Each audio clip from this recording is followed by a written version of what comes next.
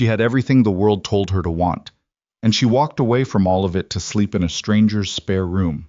He spent 5 years building walls so thick, nothing could get through, until she showed up at his door with a suitcase and nowhere else to go.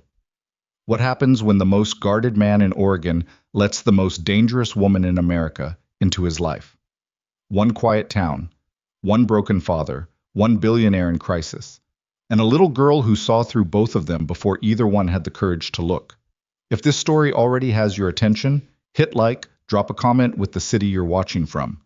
I want to see exactly how far this story travels. The night Liam Carter met Ava Sterling, he wasn't trying to meet anyone. He was standing at the edge of a hotel bar in Portland, still wearing the flannel shirt he'd driven 3 hours in, holding a glass of bourbon he'd barely touched.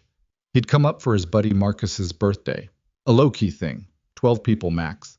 A reserved section in the back of some place with exposed brick and lighting that was too dim to read the menu. He'd planned to stay 2 hours, make the drive back before midnight, and be home to relieve Mrs. Donnelly, his neighbor, who watched Lily on the rare nights he went anywhere at all. He hadn't planned on the bar being louder than a construction site.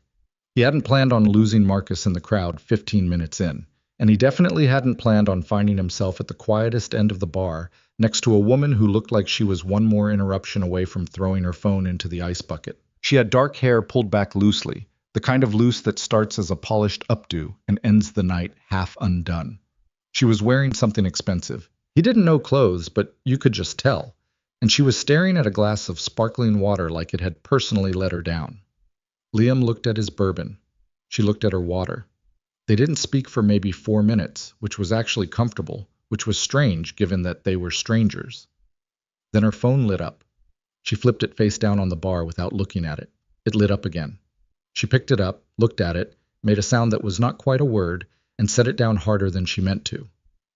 "Sorry," she said, not really to him. "Don't worry about it." She glanced over. She had the kind of face that people probably photographed a lot. Sharp features, dark eyes, a quality of alertness that made you feel like she was already 2 steps ahead of whatever you were about to say. Not unfriendly, just braced.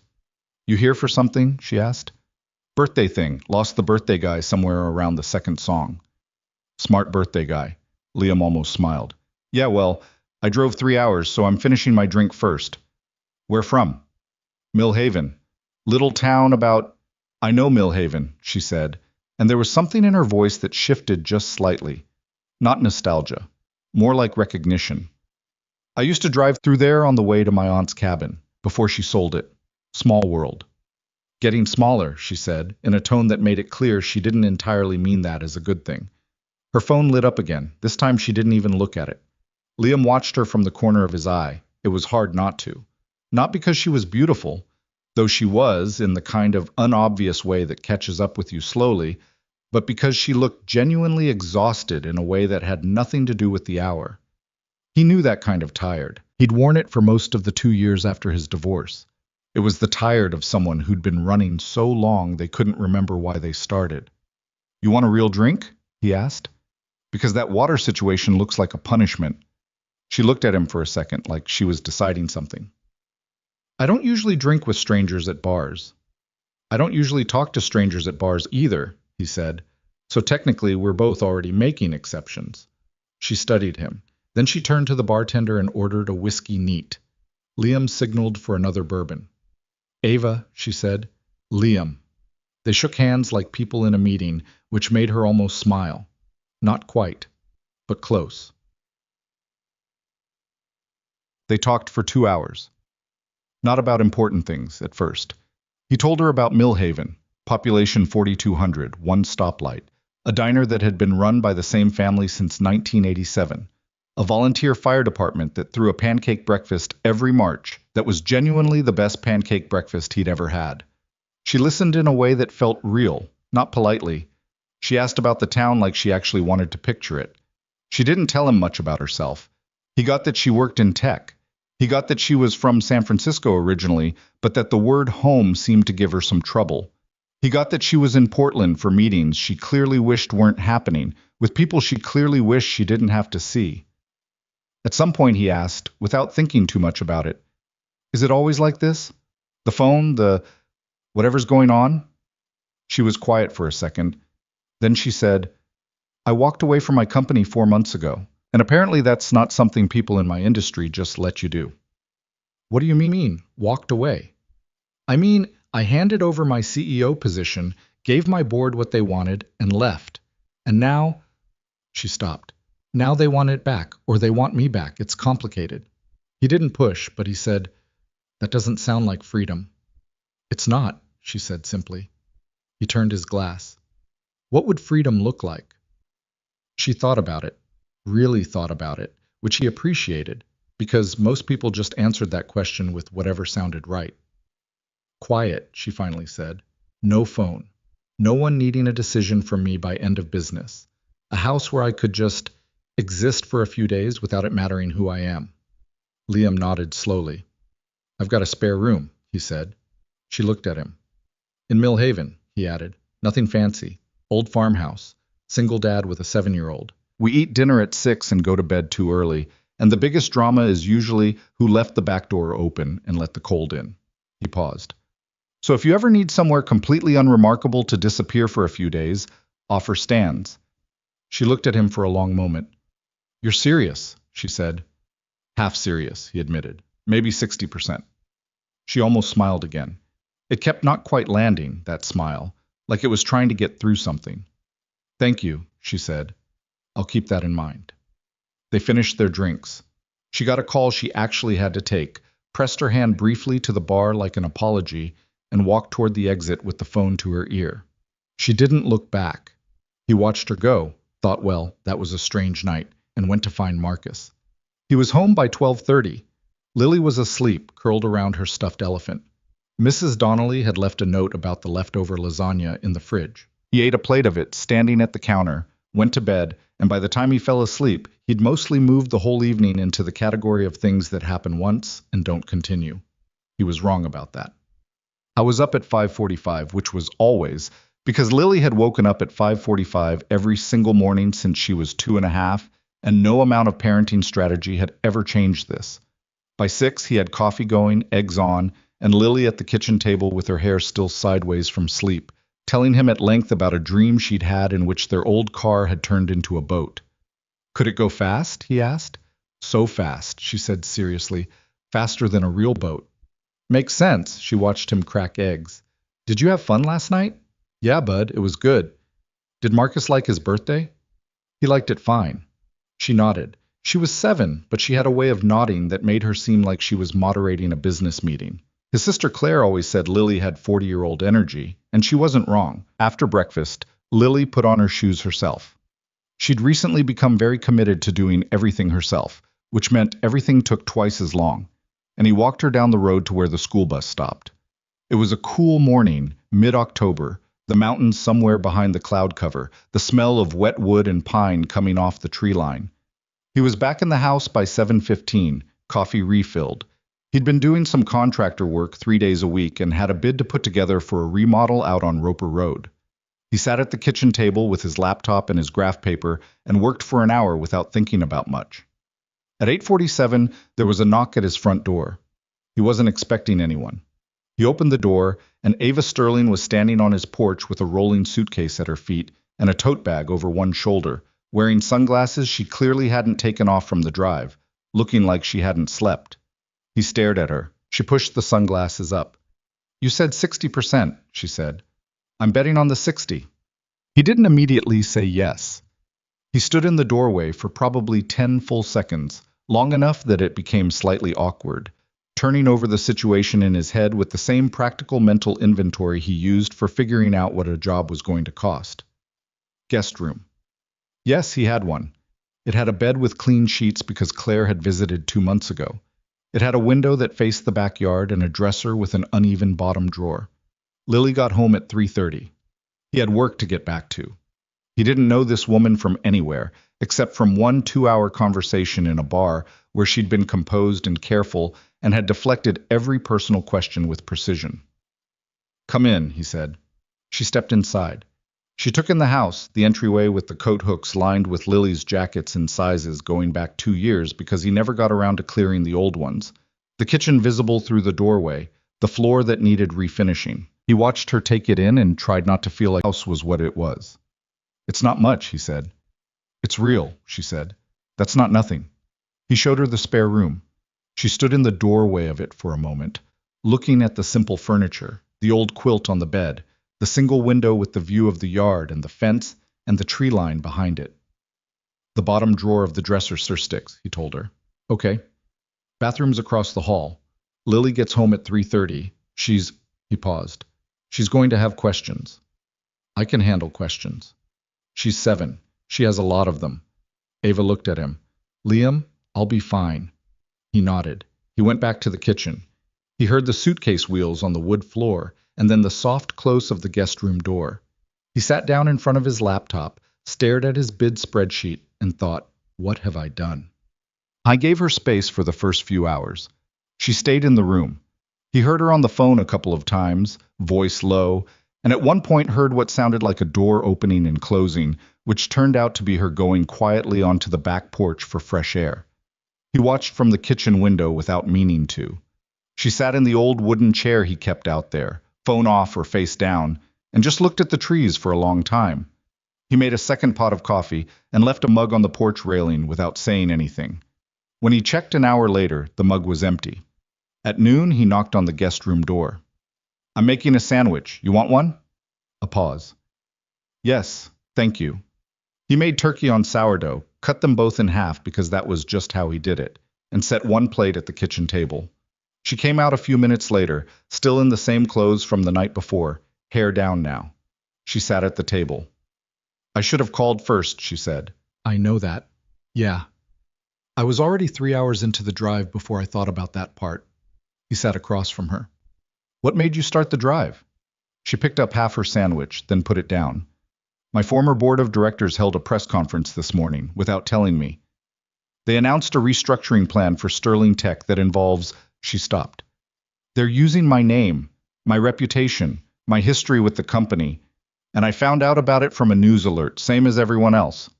He watched her. I was sitting in my hotel room and my phone was going off every 30 seconds, and I had 17 missed calls and 2 lawyers trying to get me on the line, and... She pressed her fingers to the bridge of her nose. I just needed to be somewhere they couldn't reach me. Somewhere that was... She looked around the kitchen. This. Whatever this is. Millhaven, he said. Yeah. Population 4,200. Yeah. He picked up his sandwich. Well, you're here. She looked at him. Something in her face shifted, just a little, like a door opening a crack. I'm sorry to just show up like this. You're not the first person to turn up on this porch unannounced, he said. My brother drove here from Bend one night because he'd had a fight with his wife and needed somewhere to sleep it off. Stayed 9 days. She almost laughed. It was the closest she'd gotten, that almost laugh. Did it help him? He and Karen are still married, so, define help. This time she did laugh. Just briefly, barely more than a breath, but real. He thought, okay, maybe this is manageable. Lily came home at 3:34, dropped her backpack in the entryway with the particular force that only 7-year-olds can deploy, and walked into the kitchen where Liam was reviewing his bid paperwork and Ava was at the counter pouring herself a glass of water.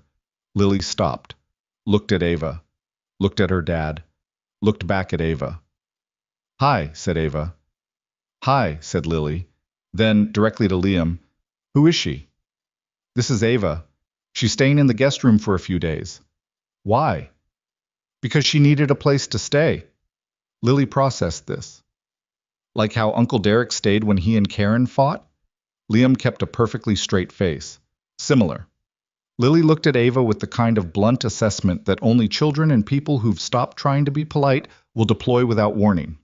Did you fight with your husband? I don't have a husband, Ava said. Boyfriend? Lily, Liam said. I'm just asking. No boyfriend either, Ava said, looking at Lily with something that was almost amusement. I just needed somewhere quiet for a few days. Your dad was nice enough to offer. Lily appeared to accept this in a provisional way. Do you like eggs? Ava blinked at the jump in topic. Yes, I like eggs. Good.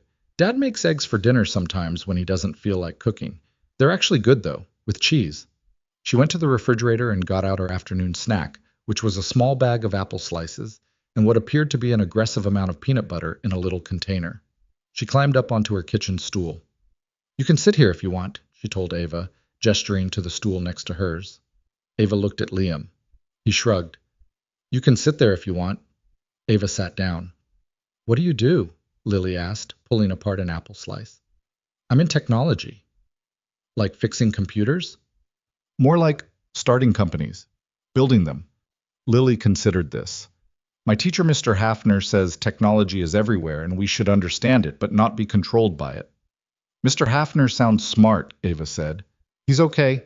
He talks too slow, but he's smart." Liam returned to his bid paperwork, listening to the two of them at the counter. Lily moved through her questions. What kind of car did she drive? Had she ever been to Hawaii? Did she know how to do a cartwheel? What was the most expensive thing she'd ever bought? With the efficiency of someone who didn't have time for follow-up. Ava answered all of them without deflecting. She seemed almost surprised by the straightforwardness of it, like it was the easiest conversation she'd had in months. Maybe it was. The first 3 days were quiet. Ava kept mostly to herself, reading on the back porch or going on long walks alone down the dirt road that ran along the edge of the property. She turned her phone on only at certain hours and kept those sessions brief. He could see the effort that required, and he respected it without commenting on it. She helped with dishes the first night without asking. She swept the kitchen the second morning. She offered, and he didn't refuse because refusing would have been its own kind of awkward, and because, honestly, the help wasn't nothing. Mornings with a 7-year-old were their own particular logistical adventure, and having another set of hands, even hands that weren't sure where the cereal bowls lived, was useful. Lily took to her faster than Liam had expected. Not immediately. Lily was cautious with new people in a way that mirrored him, keeping a slight distance, watching before committing. But by the third day, she was telling Ava things she didn't always tell him. School things, social things. The complicated dynamics of the third-grade lunch table, which apparently involved an ongoing diplomatic crisis over who got to sit next to Maya Chen, who had recently gotten new sneakers that glowed in the dark. "That's a real strategic situation," Ava told her, completely seriously. Lily nodded. "I know. I'm trying to stay neutral." "Smart. Never pick a side in a seating dispute unless you're prepared to commit long-term." Lily thought about this. Like a business thing. Exactly like a business thing.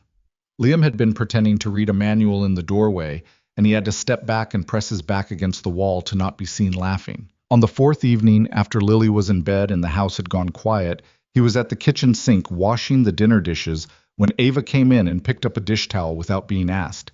She started drying. They worked side by side without talking for a while, which was becoming less strange every time it happened. "She's something," Ava said eventually, meaning Lily. "She is." "What was she like as a baby?" He handed her a plate. "Angry," he said. "Just relentlessly angry for the first 4 months, like she had been told she was coming somewhere good, and then she arrived and was like, this was not the brochure." Ava laughed. "Then what?" "Then she kind of just settled into herself. By 6 months she was happy, really happy, easy kid." He paused. "She's always known who she was, even at 2. I've never seen anything like it. I'm still figuring out who I am, and she's 7 and totally clear on it." Ava was quiet. What happened with her mom? He'd been expecting the question. He didn't have a canned answer, but he had a practiced one. "We were wrong for each other. We did it anyway because it seemed like the right time. Lily wasn't planned, but she was wanted by both of us. The marriage just dissolved. Wasn't anyone's fault, really. Or maybe it was both of our faults equally." He rinsed a glass. "Rachel's in Austin now. She visits a few times a year. Lily knows she has a mom, knows where she is. It's okay."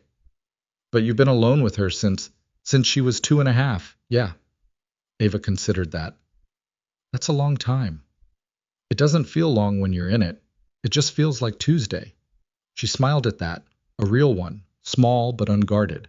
And for a second he saw what she probably looked like when she wasn't managing anything or braced for anything, when she was just a person standing in a kitchen drying a plate.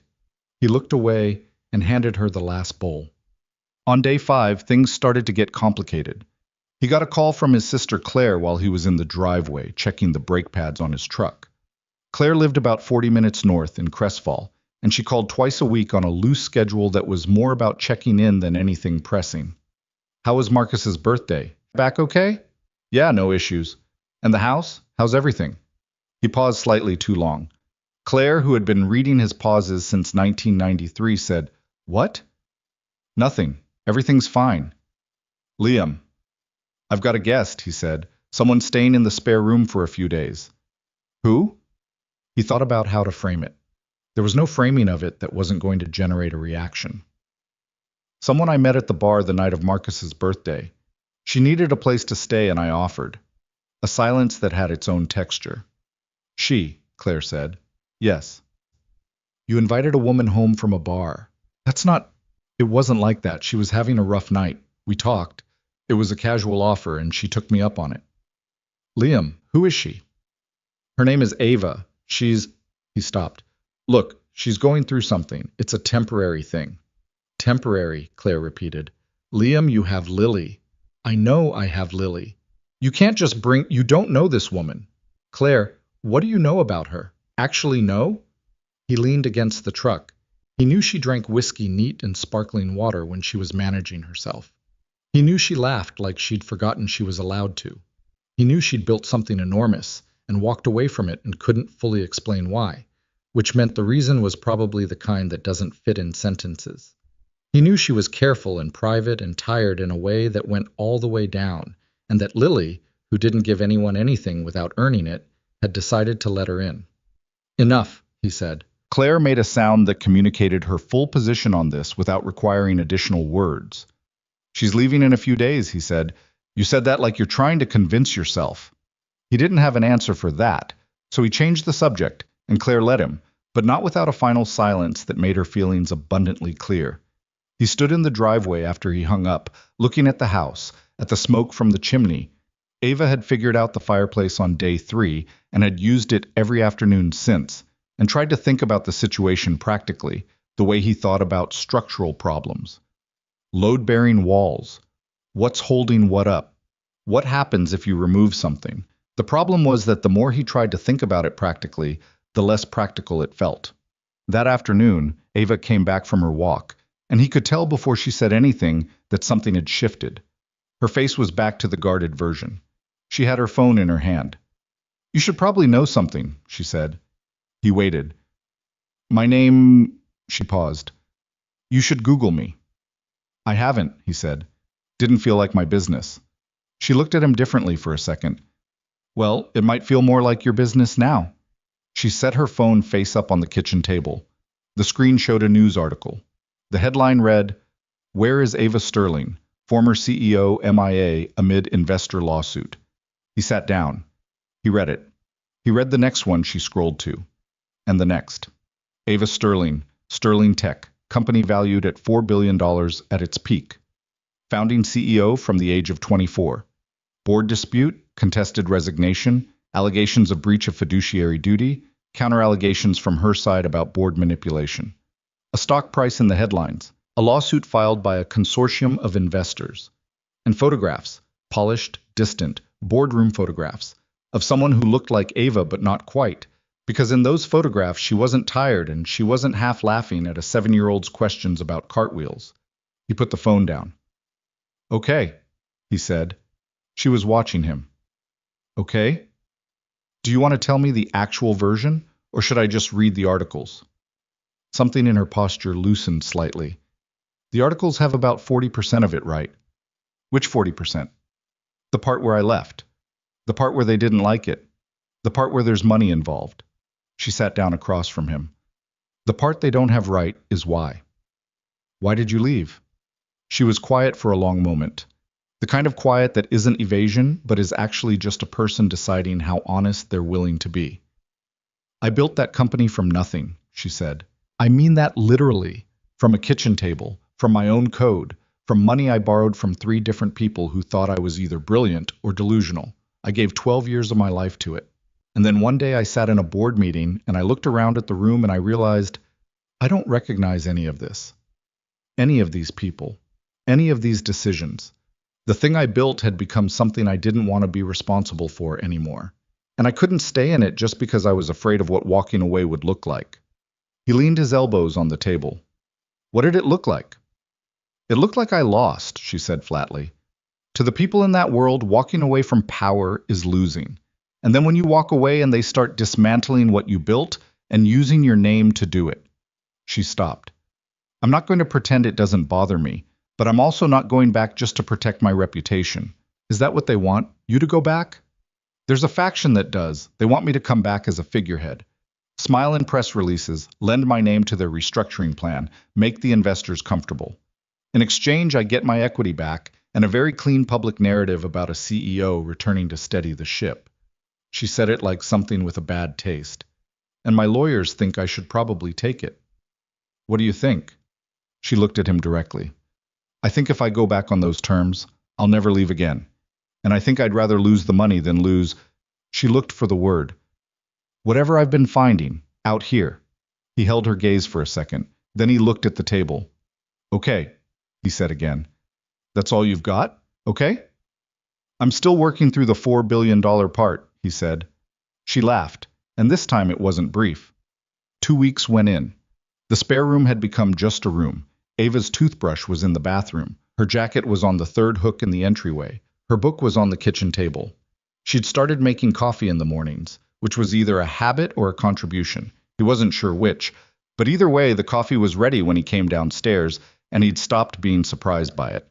He started to notice the way Lily had reorganized around her presence, the way she'd started sitting in the truck seat that faced Ava whenever they drove anywhere together. The way she'd taken to telling Ava things at bedtime that she used to tell only him. Not everything, just the small daily things, the grievances of childhood, the injustices of the third grade, the particular satisfaction of something small that had gone right. He noticed the way Ava listened to Lily, not like someone being polite to a child, like someone who was actually interested, like she was learning something from it, and he noticed himself. He noticed that he'd stopped leaving the room when she was in it, that he'd stopped managing the conversation, that twice he'd laughed in a way that surprised him, not performed, not social, just actual laughing, the kind you don't plan.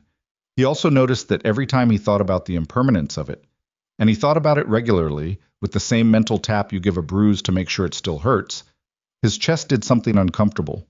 Claire called again on a Tuesday night. He took it on the back porch. How's the situation? Claire asked. She's still here. How long has it been? 12 days. A pause. Liam. I know. Does Lily? They're close, he said. Yeah. Oh, said Claire, and in that single syllable was an entire lecture. I know, he said again. Do you? Claire, I'm not doing anything. She's staying in the guest room. She's going through something. It's temporary. You keep saying temporary. Do you know when? He didn't. He hadn't asked. He told himself it was because it wasn't his place to push her, and that was true, but it wasn't the complete reason. She's not staying forever, he said. She has a whole life somewhere else. I know that. I'm wondering if you know that. He looked at the tree line, dark now, the cold air off the mountains making its way through his flannel. I know it, he said. Claire let the silence run long enough to do its work. Then, I'm not trying to be against this, Liam. You've worked really hard to make your life what it is. You and Lily. And I don't want to see that destabilized. It's not destabilized. Okay? I mean it. Okay, Liam. He went back inside. The kitchen light was on and Ava was helping Lily finish a school project. Something about Oregon wildlife, poster board, and markers spread across the table. And Lily was explaining with intensity why the black bear deserved to be the state animal and not the beaver. The beaver has the damn thing going for it, Ava was saying. The bear is bigger. Bigger isn't always better in a symbol. The bear is smarter too. Do you have a source on that? Me, Lily said. I'm the source. Ava looked up at Liam in the doorway. He was leaning against the frame and he didn't look away fast enough. And for a second they just held each other's gaze across the kitchen, across the mess of poster board and the debate about state animals. And there was something in the air that was too honest, too clear to explain away. He pushed off the door frame and said, Who's winning? I am, said Lily. Debatable, said Ava. He sat down at the table and reached for a marker. He knew the problem before he could name it. He'd been circling it for days. The problem was not that Ava was in his house. The problem was that his house worked better with her in it, and he didn't know what to do with that information. The problem was that Lily asked him into Portland for a meeting, kept checking the window toward the driveway, and then when Ava's car finally came up the road, Lily said, "She's back," with a specific kind of relief that he recognized because he'd felt it himself. The problem was that he was 48 hours from understanding that everything he'd told himself about this being temporary was not a description of the situation, but a defense against it. And the problem was that he didn't know how to want something again without it costing him. The last time he'd let someone in, all the way in, it had gone wrong in the way that changes the shape of everything. Rachel leaving had not destroyed him. He was too practical for destruction. But it had done something else. It had made him very careful about the difference between something being real and something just feeling real. He'd spent 5 years being a father, being steady, being the person Lily could count on, and he'd built something solid and he was proud of it, and he was also, if he was honest, terrified of what happened to solid things when too much weight was put on them.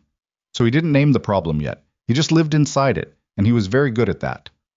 On a Wednesday morning in the 3rd week, he was on the roof replacing some shingles that had taken damage in a storm the month before. It was the kind of work he liked. Physical, clear, you could see what you'd done. He could hear Ava on the phone below in the backyard. Words he couldn't make out, tone he could.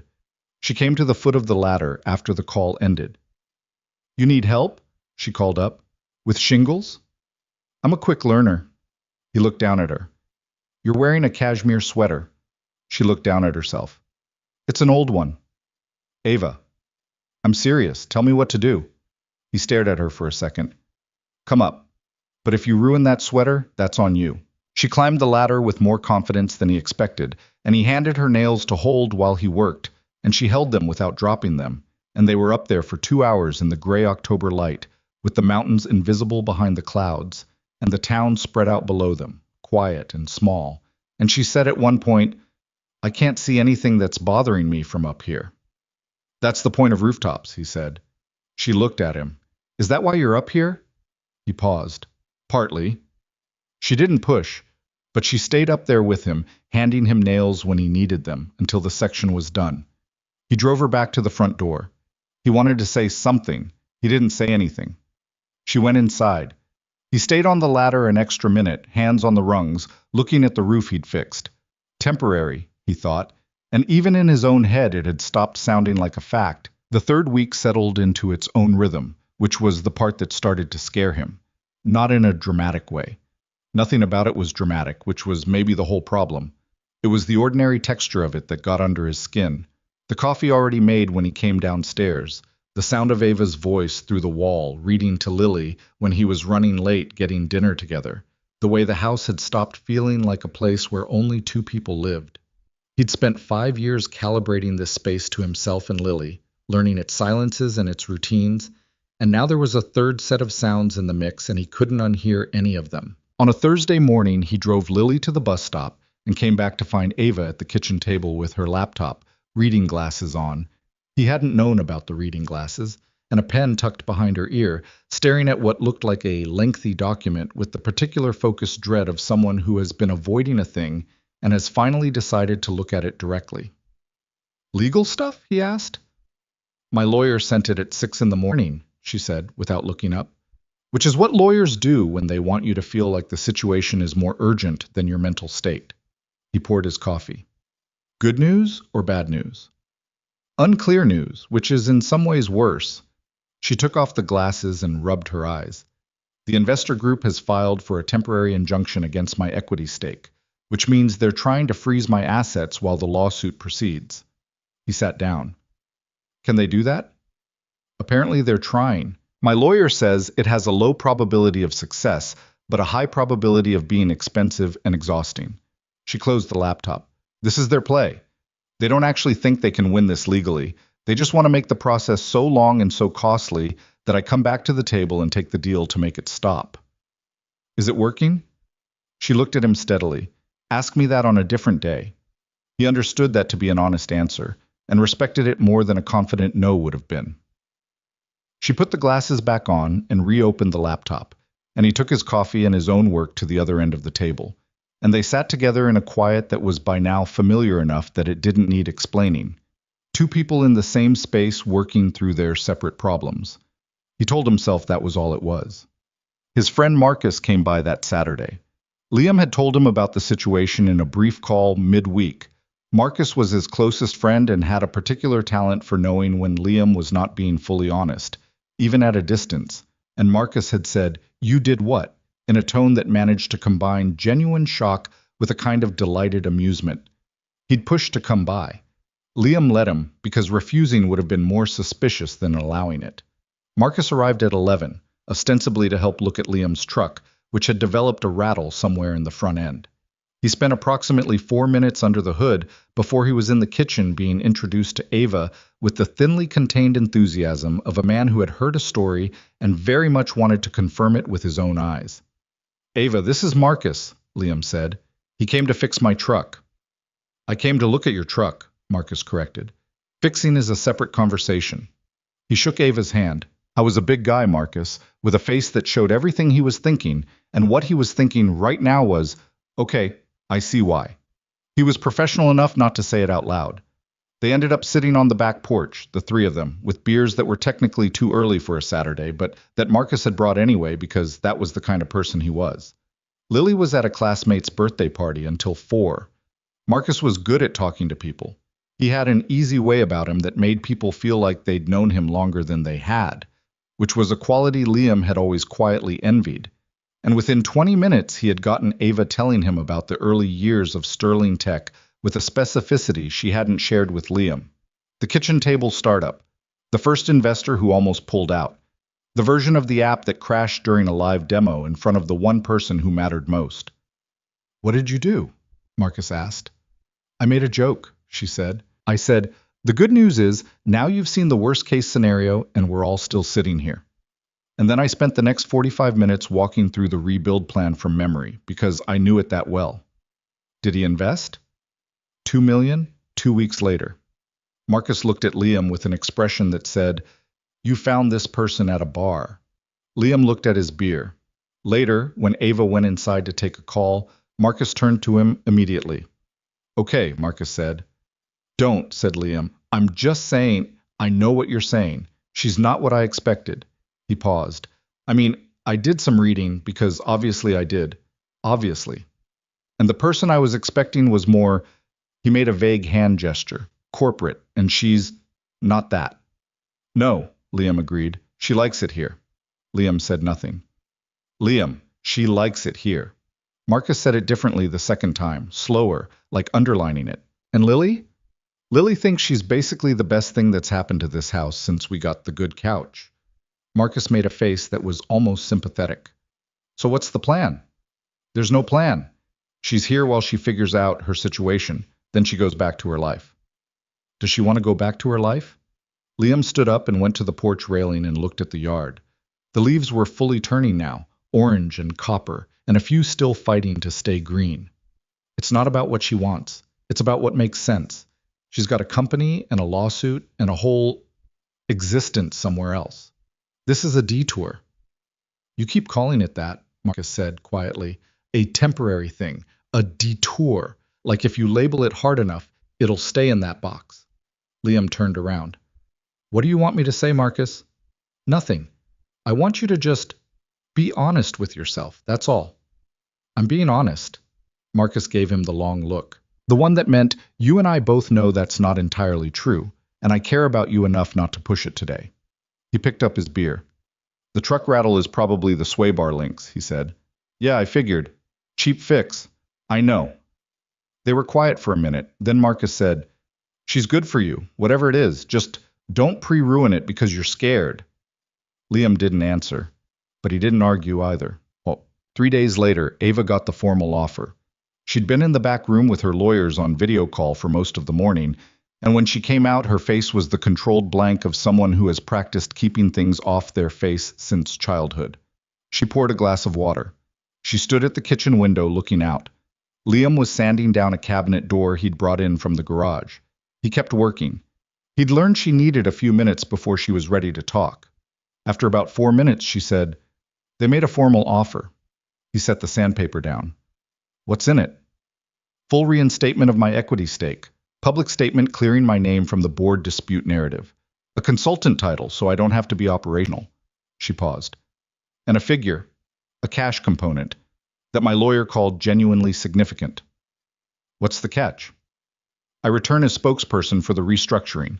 I give quarterly interviews. I endorse the new direction publicly. I essentially become the face that makes investors feel comfortable about a company that's no longer mine in any real way. And if you say no, the lawsuit continues. It's expensive, it's long, and there's a non-zero chance they find a judge who gives them some traction on the injunction. She turned from the window. My lawyer is recommending I take it. Liam looked at her. What do you want to do? I want to tell them to go to hell, she said, but I'm aware that's not a legal strategy. Feels like one. She half smiled, and it disappeared quickly. The thing is, she stopped, sat down at the table. The thing is, a year ago I would have taken it without blinking. Not because I wanted to, but because I wouldn't have been able to identify the cost. I just would have done what made the situation stop. She looked at her hands. Being here has done something to my perspective, and I'm not sure it's convenient. He sat down across from her. You mean you can tell the difference now between what you want and what's just making the problem go away? Yeah, she said it simply, which makes the decision harder, not easier. How long do you have to decide? 10 days. He nodded. He looked at the cabinet door on the table, the grain of it coming up under the sandwork. He said, what do you actually want? Not the practical version, the actual version. She was quiet long enough that he thought she might not answer.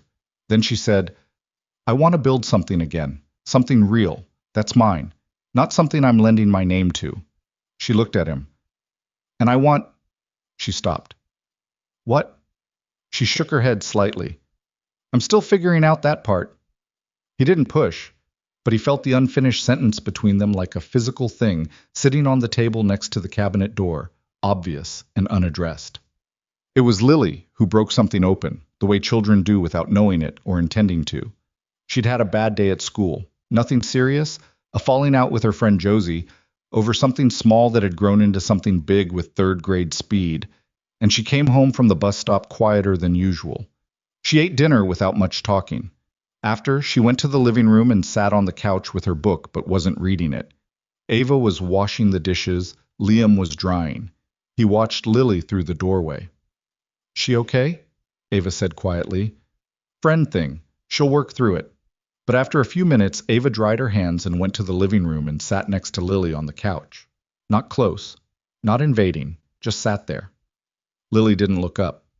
Liam stayed in the kitchen doorway. Bad day? Ava asked. Lily gave a small shrug that communicated yes, everything, and I don't want to talk about it, and also maybe I do, in the complex specific grammar of children. I had a lot of bad days at school, Ava said. Lily looked at her. You did? I went to 4 different schools before high school. New kid syndrome, multiple times.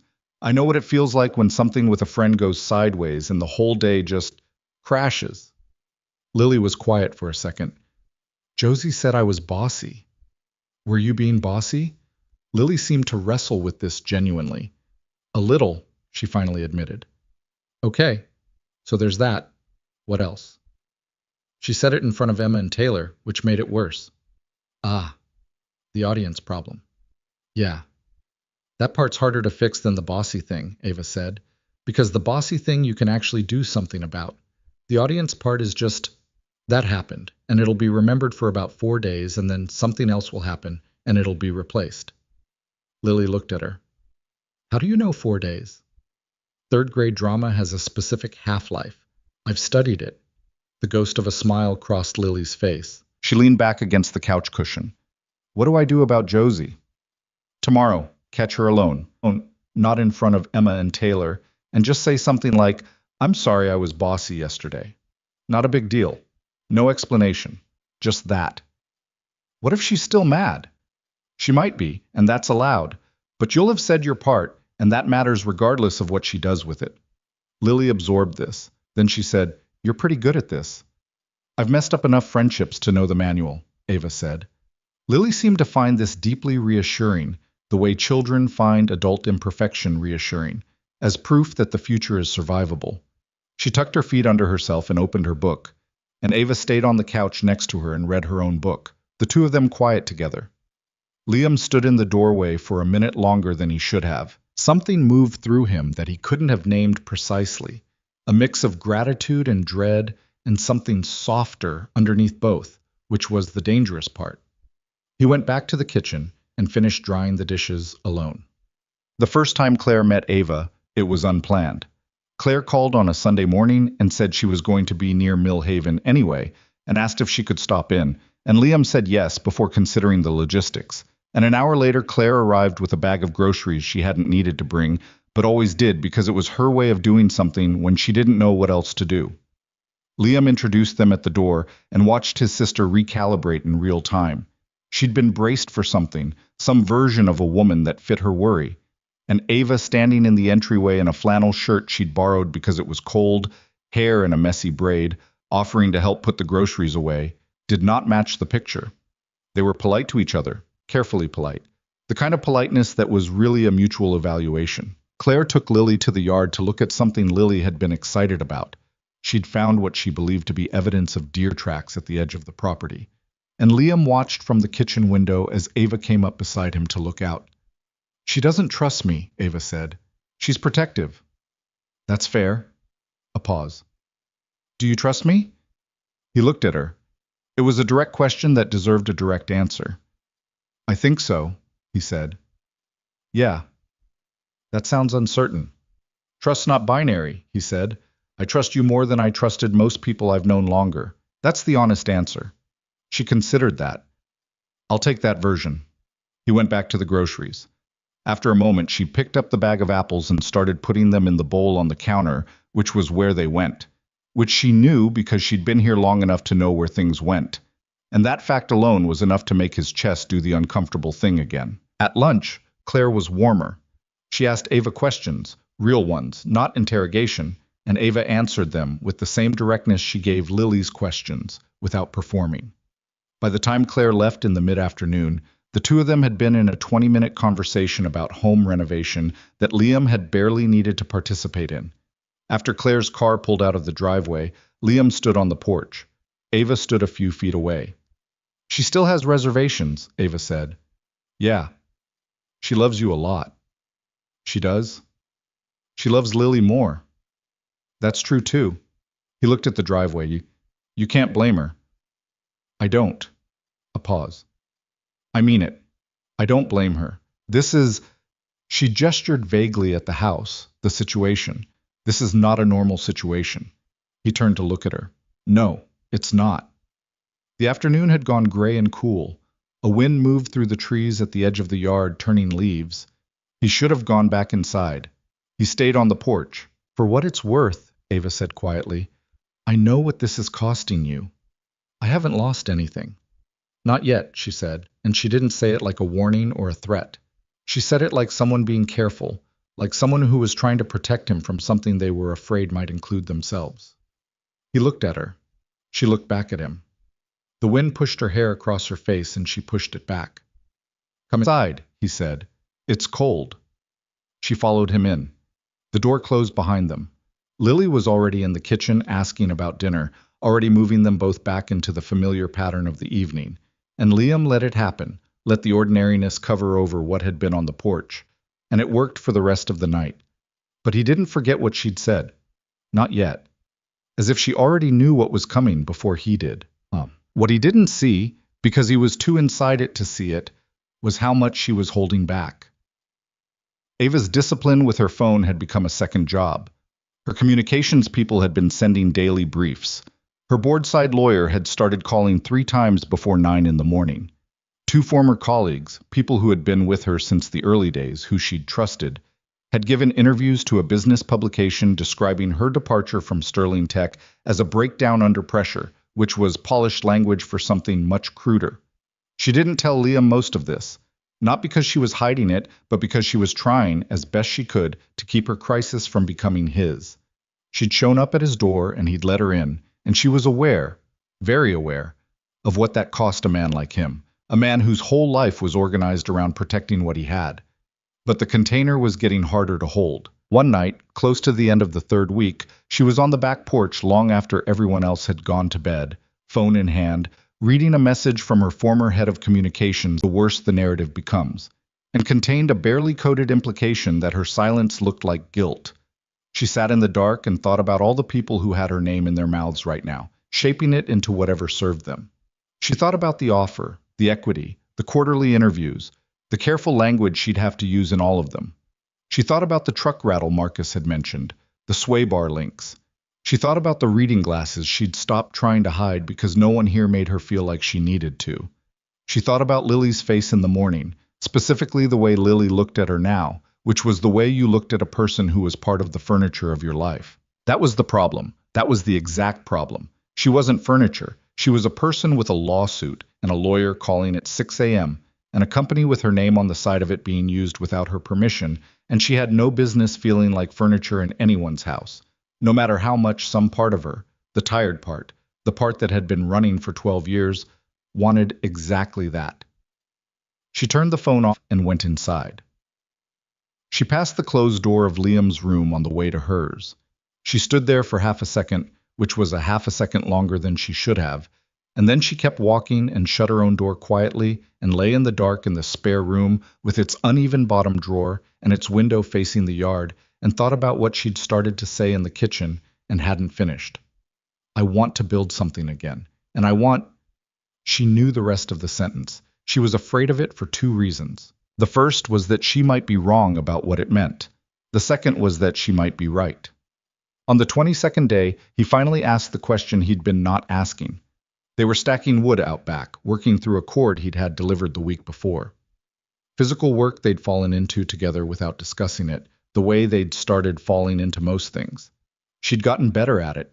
She'd been nearly useless the first time she'd tried to help him with anything physical, not from unwillingness, but from genuine inexperience. And she had a thing about not wanting to look helpless, so she'd pushed through the awkwardness and gotten useful. He handed her a split log.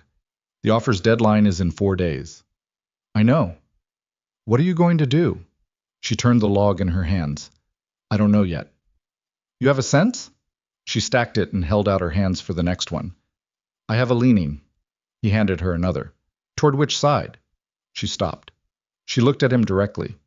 If I take the deal, I go back to San Francisco, probably permanently. I get my money, I smile in the press releases, I help them clean up the mess, and in 3 years the whole thing is forgotten, and I've got the resources to start something new. She picked up the next log herself. If I don't take it, the lawsuit drags on. I spend the next year in a legal fight that might not go anywhere. I have less money and more freedom and no clarity about what comes next. Which version do you want? I want the one that doesn't include giving those people my name. She said it quietly, but without hesitation. But wanting that and knowing what to do with that are different things. He worked for a minute without talking. Then, what would you build if you started something new? She turned to look at him, like the question had surprised her. I've been thinking about that a lot, she said. Actually, there's a model I've been sketching, a kind of distributed tech cooperative, smaller, mission-driven, nothing like Sterling. She paused. It's probably naive. Is it? My former colleagues would think so. What do you think? She was quiet. I think it's the first idea I've had in 4 years that doesn't make me feel tired just thinking about it.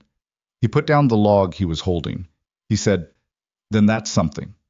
She looked at him with an expression he couldn't fully read, something between gratitude and something more complicated, something that was aware of how close they were standing and how long they'd been doing this, living in the same space, and what all of it was adding up to.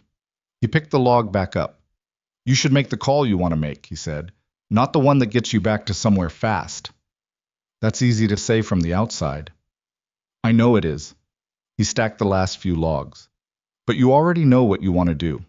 You've known for a while. You're just waiting to see if it's safe to trust it. She was still for a moment. Then she said, Are you talking about the offer or something else? He met her eyes. He should have said something then. He was aware of that. The way you're aware of a door standing open, the air moving through it, the quality of light on the other side. The offer, he said. She nodded slowly. Right, she said. And she went back to stacking wood, and so did he, and neither of them believed it was only about the offer, and neither of them said so.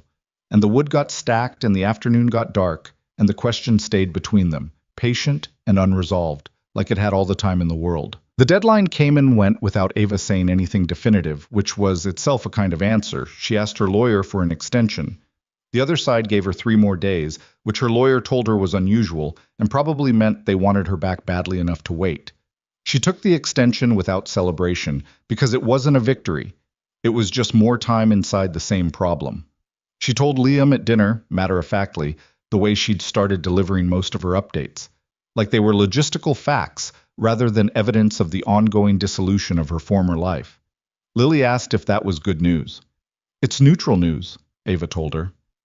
"My teacher says neutral is underrated," Lily said, and went back to her pasta. That night, after Lily was in bed, Liam sat at the kitchen table with the remains of his coffee going cold, and watched Ava across from him making notes in the margin of a printed document, her reading glasses on, the pen moving in the small, quick strokes of someone who had spent years annotating contracts.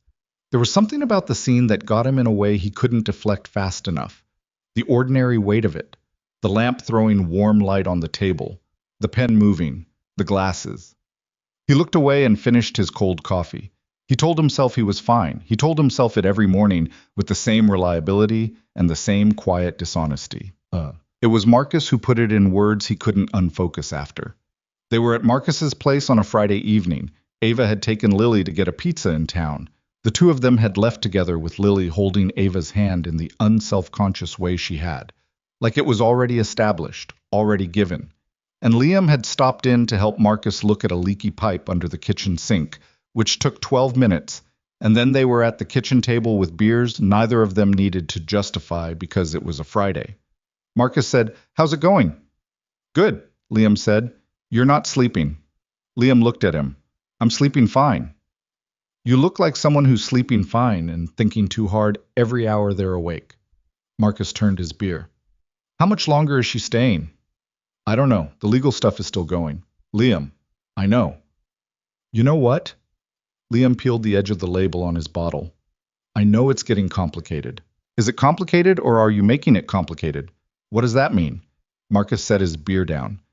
"It means I watched you with her at your place a few weeks ago and you looked relaxed. I haven't seen you relax since before the divorce. And then I watch you talk about the situation, and you talk about it like a contractor talking about a project that's running over schedule. Very organized, very managed, like you're describing someone else's house." Liam said nothing. "She likes you," Marcus said.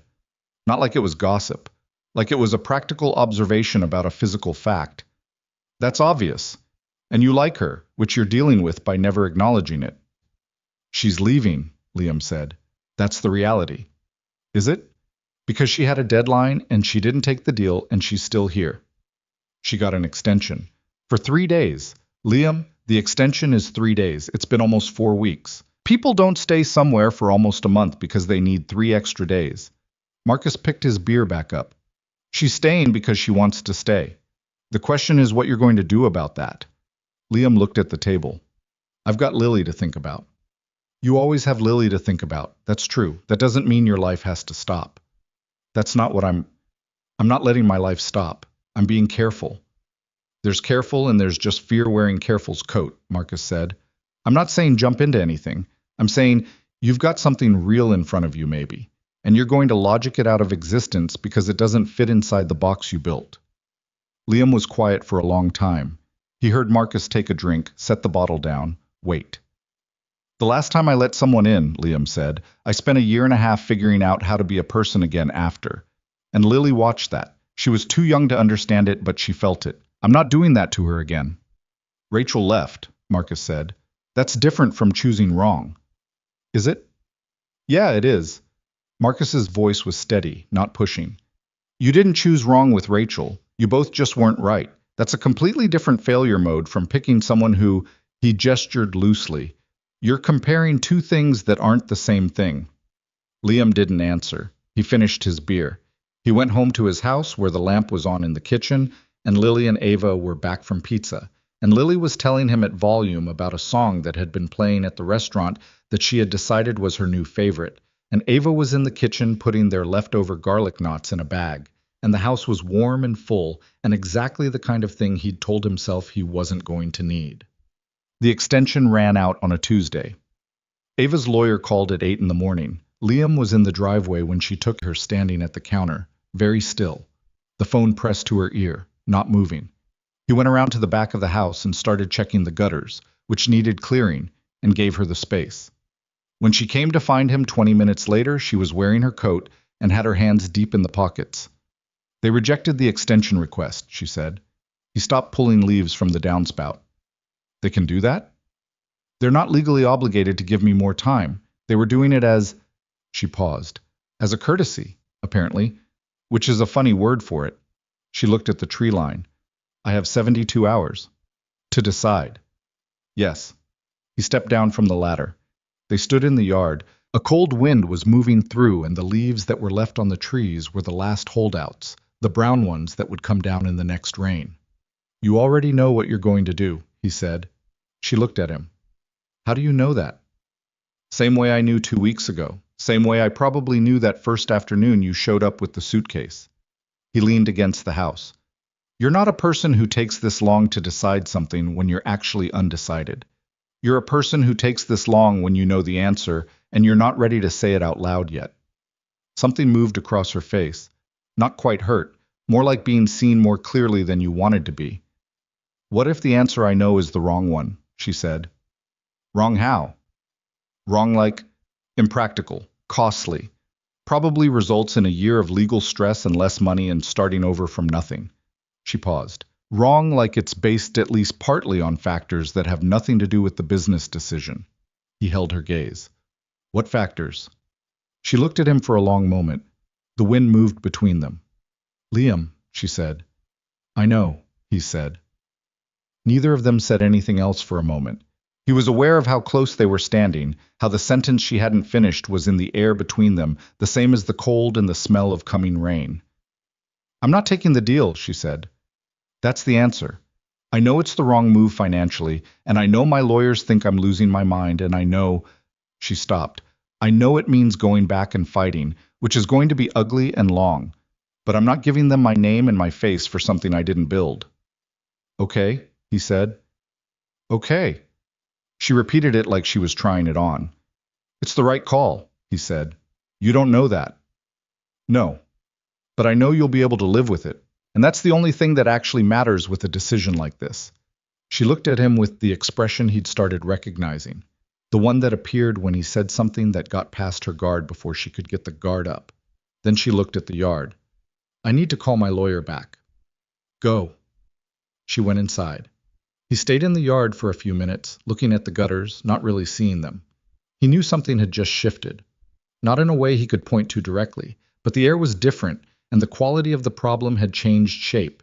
And standing there in the cold, he had the specific feeling of something that had been approaching for weeks, finally arriving at the door. That night they stayed up late without planning to. Lily was asleep. The dishes were done. He'd turned on the lamp in the living room, and they'd both somehow ended up there instead of going to their respective rooms, which had been happening more, the quiet drift toward the same space at the end of the day, like water finding low ground. She was on the couch with her feet tucked under her, the legal document in her lap that she wasn't really reading. He was in the chair across with a book he'd given up pretending to read 30 minutes ago. Can I ask you something? She said. Yeah. What made you stay in Mill Haven? He considered the question. After the divorce, I thought about leaving, going somewhere bigger, starting over somewhere that didn't have the memories. He set the book on the arm of the chair. But Lily was in her daycare here. She had her people. And I had the house. And my work was here. And somewhere in the middle of all the practical reasons I realized, I actually like this place. The quiet. The size of it. The way you can know everyone and nobody's in your business unless you need them to be. He paused. I'd been treating it like a consolation prize. Then I stopped doing that. She watched him. Did you ever feel like you were missing something? Sometimes. Less now. What changed? He looked at her. He was quiet for a second. The density of what I have here got heavier, so the pull of somewhere else got lighter. She seemed to understand the physics of what he was saying without him having to explain it. She looked back at her document. I've never lived anywhere longer than 3 years, she said. Not since college. I moved for opportunities, then for the company, then because the company needed me somewhere. She turned a page she hadn't been reading. I never asked myself if I wanted to stay anywhere because the question never felt relevant. Does it feel relevant now? She didn't answer right away. She said, I keep having this thought. She stopped. What? That I don't want to go back, not just to the deal, to any of it. The version of my life I had before. She paused. And I don't know how to do that. I don't know what the architecture looks like. I've never built a personal life with the same intention I built a company. People don't usually build personal lives, he said. They mostly just let them accumulate. That sounds terrifying, she said. It is, kind of. Something small and honest moved through the room.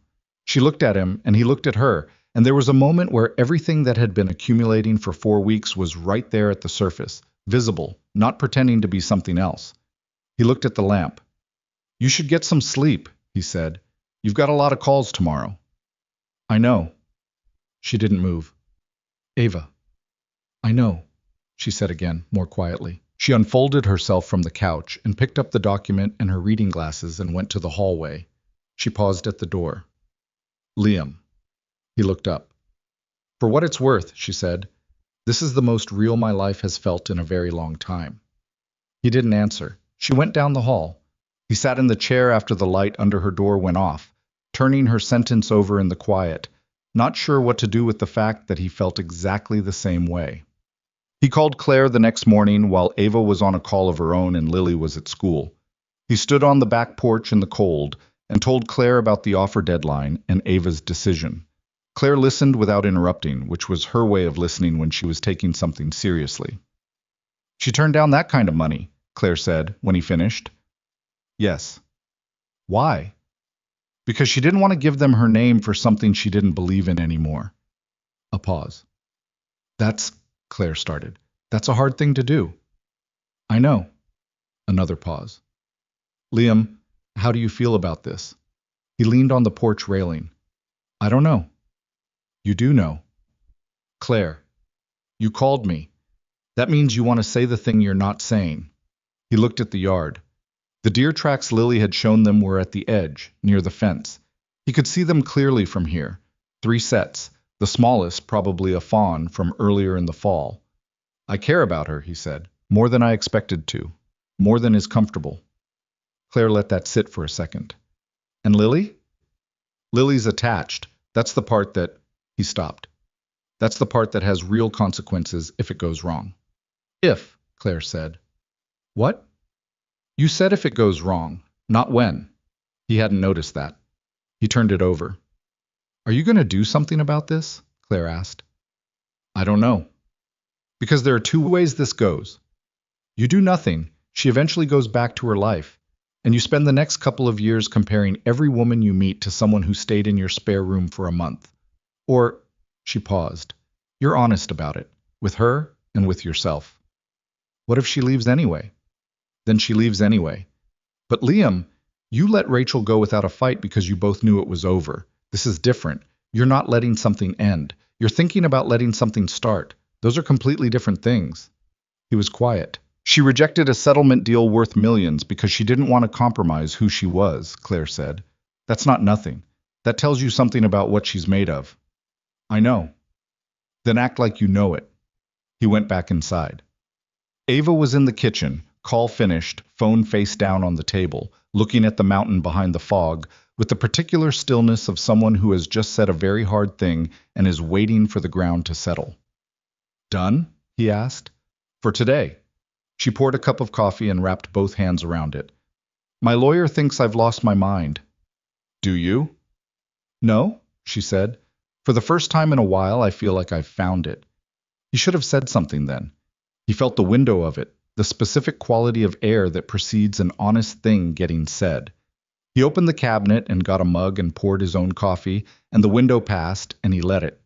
This was what he did. He'd been doing it for weeks. Claire had named it, and Marcus had named it, and he'd stood in front of it every single day with his eyes open and chosen not to walk through it. He was afraid. Not of Ava specifically, not of being hurt exactly. He was afraid of the particular kind of hoping that came before loving someone, the specific vulnerability of wanting something you haven't gotten yet, the period where you haven't lost it but you could. He'd been in that period with Rachel, and when it had ended, it had taken something out of him that had been slow to grow back. And he was aware, with a clarity that made his chest tight, that losing this would be worse, because this was realer. What he had with Rachel had been constructed carefully from the right materials. What was happening in this house had built itself while he wasn't looking. The thing that broke it open didn't come from him or from Ava. It came, as the most important things in that house seemed to, from Lily. It was a Sunday. They'd all been in the house most of the day, a cold, gray Oregon day that kept everyone inside, and Lily had been working on a drawing at the kitchen table for most of the afternoon. She was serious about her drawings, had been since she was 4. She drew with the full concentration of someone working through a problem. At around 4 o'clock, she brought the drawing to Liam. It was a house. His house. You could tell from the shape of it, the porch, the tree in the yard. And in front of the house were 3 figures, 2 tall ones and 1 small one. The small one was clearly Lily. She always drew herself with her hair sticking up. The taller ones were less obviously specific, but one of them had a flannel shirt drawn in blue crayon, and the other had long hair. Liam looked at it. He looked at Lily. "I drew our house," Lily said. "I can see that." "I drew us." He looked at the 3 figures again. He said carefully, "All 3 of us?" "Yeah." She said it simply, in the easy way she said things that had been decided in her head long before she said them out loud. "Is that okay?" He looked at her for a moment. Her face was open, matter-of-fact, a little watchful. She knew she was saying something that had weight, she just didn't know how much. "Yeah, bud," he said. "That's okay." She nodded, satisfied, and went back to the table to add more detail to the drawing.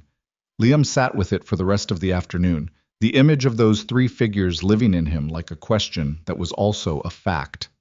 2 days later, the thing he'd been managing arrived in a form he couldn't manage. Marcus called to mention, as casually as someone mentions the weather, that there had been some talk around town.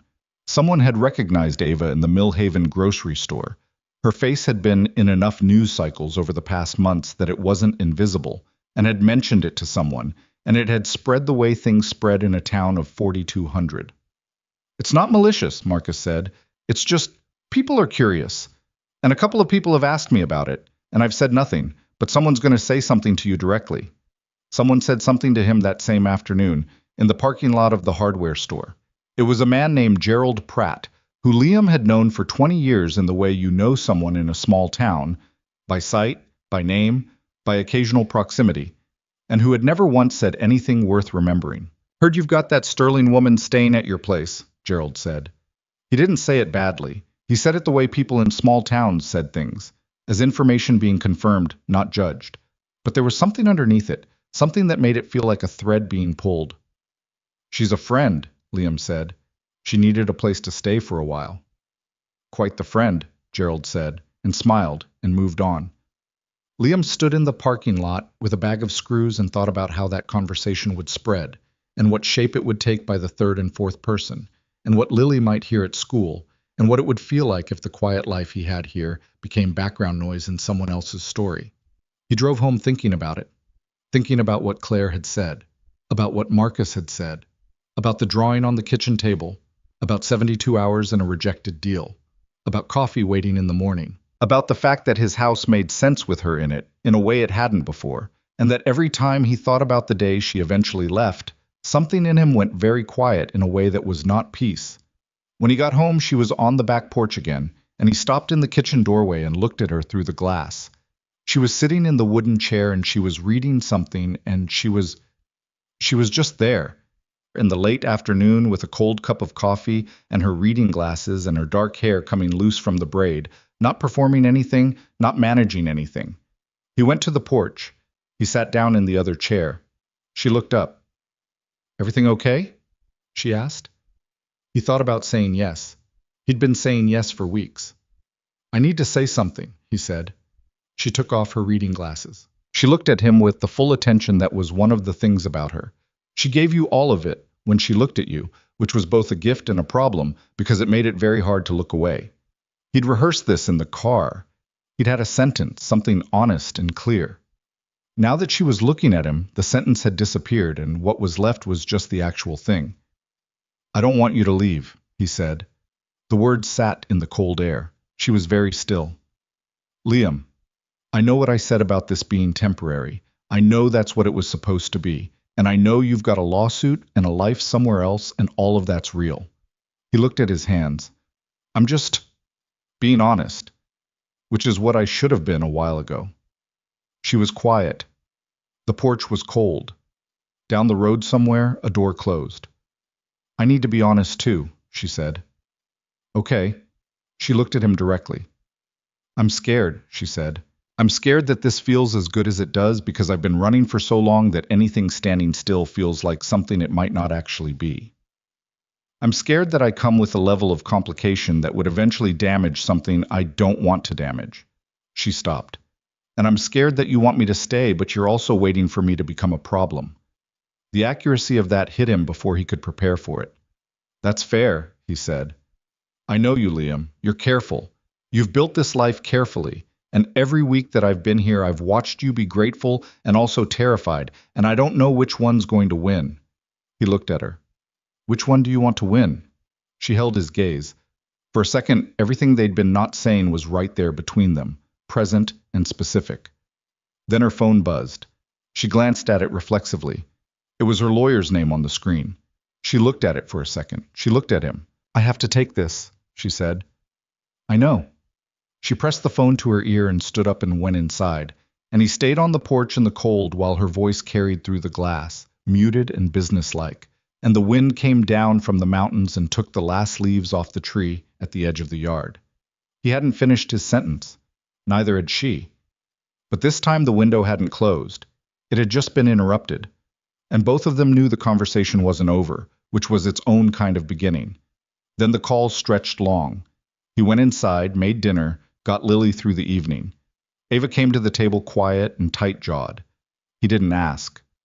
After Lily was in bed, Ava told him flatly that her lawyers had received new information, a communication from the investor group that changed the shape of the litigation. Not better. Messier. How bad? He asked. Bad enough that staying here feels irresponsible, she said. I need to be in San Francisco, not to take the deal, just to manage this in person. My lawyer's been saying it for 2 weeks, and I've been... She stopped. I've been not listening. He said nothing. I need to go, she said. I don't want to, but I need to. He looked at the table. When? I'll book a flight tomorrow. She looked at him, and there was something in her face that was asking him for something, some signal, something that would tell her which way to go. He thought about the drawing, the 3 figures, the flannel shirt in blue crayon. He thought about Marcus. Pre-ruin it because you're scared. He said, when you've got things settled, you could come back. She looked at him. Not because you have to, he said, because you want to. A silence that was doing a lot of work. Her face did the thing it did when something got past the guard. Yeah, she said, finally, quietly. Okay. He nodded. She nodded. Neither of them said anything else, because sometimes the thing that needs saying has been said and adding more to it just dilutes it. But she left the next morning, and the house went quiet in a way that was not peaceful at all, and Lily stood at the kitchen window watching the driveway long after the car had turned off the road and disappeared. The house didn't adjust. That was the thing he hadn't expected. He'd expected it to go back to the way it was before, to reseal around the absence the way a cut heals, the edges finding each other again, everything eventually returning to its prior shape.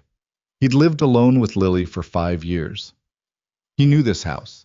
He knew its rhythms and its quiet and the specific quality of its mornings. He thought the month would just compress, recede, become something he'd look back on with a kind of fond bewilderment, a strange detour, a good memory. Instead, the house felt subtracted from. He noticed it in the mornings first. The coffee wasn't made when he came downstairs.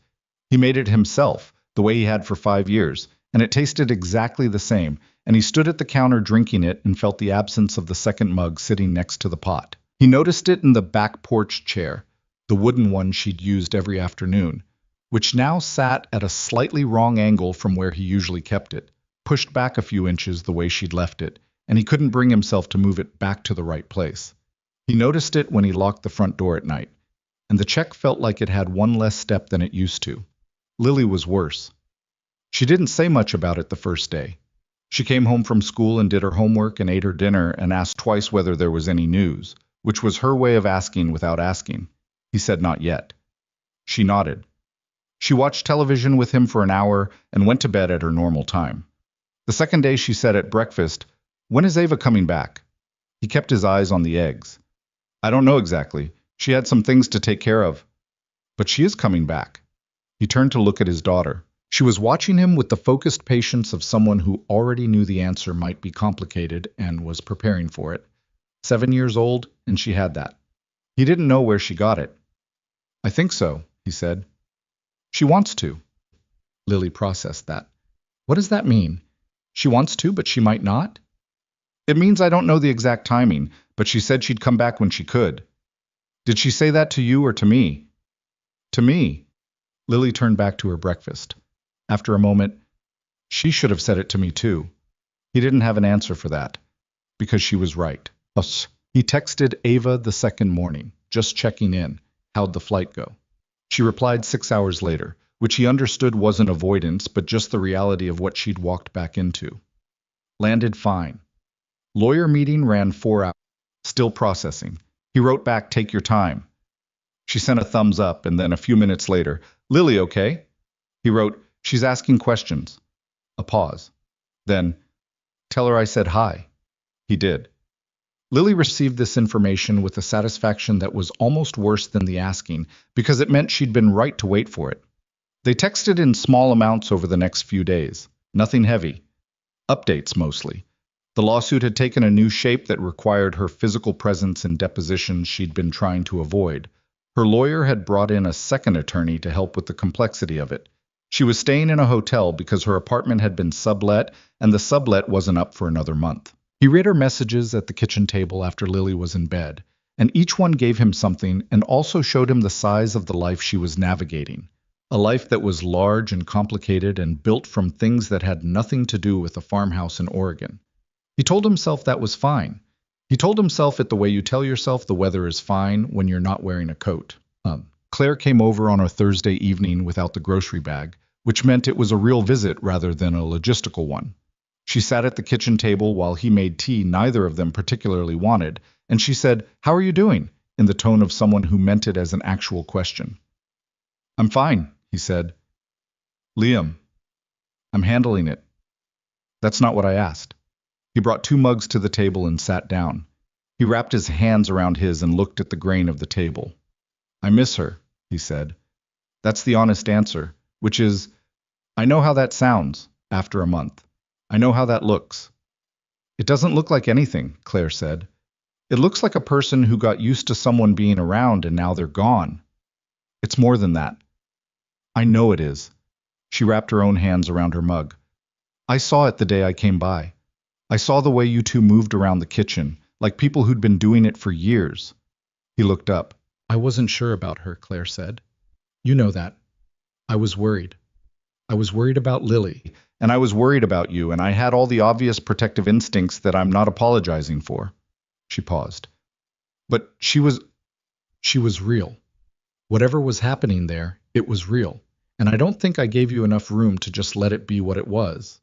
He didn't say anything for a moment. Then, "I told her she could come back." "What did she say?" "She said okay." "And then?" "And then she left, and now she's in San Francisco in a hotel dealing with a lawsuit." He turned his mug. "I don't know what okay means from that distance." "Have you called her? Actually called? Not texted?" He was quiet. "Liam, I don't want to make it harder for her. She's got enough.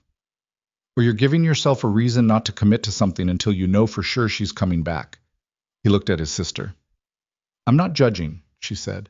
I know you. You do this. You make a decision to do the brave thing, and then you find 12 practical reasons to wait until conditions are better, and conditions are never better, and then the window closes." She looked at him steadily. "Don't wait until conditions are perfect. They won't be. They never were."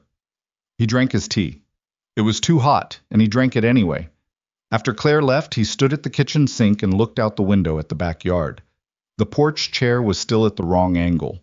The tree line had lost most of its leaves now, the branches bare and dark against the November sky. He thought about calling. He took his phone out, held it, put it back in his pocket. He wasn't ready yet.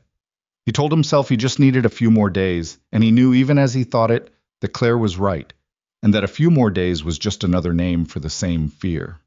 2 weeks out, Marcus found him in a specific kind of mood that Marcus called the maintenance state, the version of Liam that went very busy with practical things to avoid sitting still with anything. He'd been at the house since 6 a.m. He'd fixed the gate latch that had been broken since August. He'd finally refinished the section of kitchen floor that had needed it for 2 years. He'd reorganized the garage. When Marcus showed up at noon with sandwiches and found him rewiring an exterior light fixture, he stood in the yard with his hands in his pockets and said, "You're doing that thing." "What thing?" "The thing where you fix everything in the house instead of fixing the actual problem." Liam tightened a connection he didn't strictly need to retighten. The light fixture needed doing. So did the gate, and the floor, and apparently the garage, which I thought was fine. Marcus held out a sandwich. "Come down." Liam came down. They sat on the porch steps and ate. The day was cold and clear, the mountains visible for the first time in a week, white at the caps now. "Have you talked to her?" Marcus asked. "We text." "That's not talking." "I know." "So why haven't you called?" Liam ate his sandwich. A long bird crossed the sky over the trees. "Because calling means—" He stopped. Tried again. "If I call her and she's good and she's managing and she sounds like she's in her world, I'm going to hear it, in her voice, how big that world is, and I'm going to feel the distance of it. Or she's going to sound like someone who's managing a lawsuit and wishes she was somewhere else." "Maybe. Only one way to find out." "I know that too." Marcus looked at him sideways. "What are you actually afraid of?" Liam didn't answer right away. He looked at the mountains. He said, eventually, "I'm afraid she's going to realize she chose wrong." "Chose wrong when?" "When she turned down the deal. When she—" He stopped. "When she said okay. When she looked at this—" He gestured at the house, the yard, the bare trees, the ordinary modest fact of his life, and thought it was what she wanted. "I'm afraid she's going to get back in her world and remember who she is and how big everything she left was. And she's going to realize that this isn't—" He stopped again. "Isn't what?" "Isn't enough."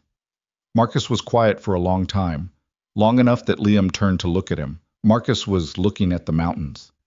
"You know what I think?" Marcus said. "Tell me." "I think you're not afraid she'll realize this isn't enough. I think you're afraid she'll realize it is that she actually wants this, wants you. And then something will happen anyway, and you'll have let yourself believe in it, and it'll still fall apart." He paused.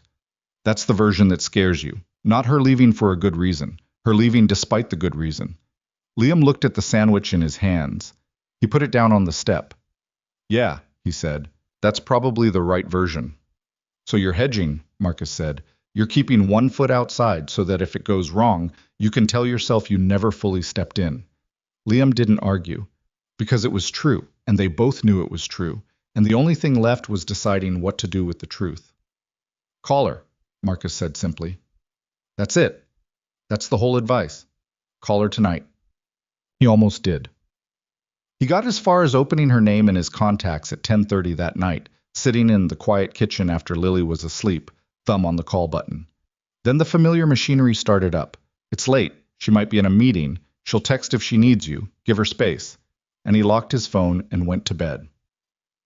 He lay in the dark for a long time. He thought about what Marcus had said about hedging. He thought about Lily's drawing, the 3 figures in front of the house.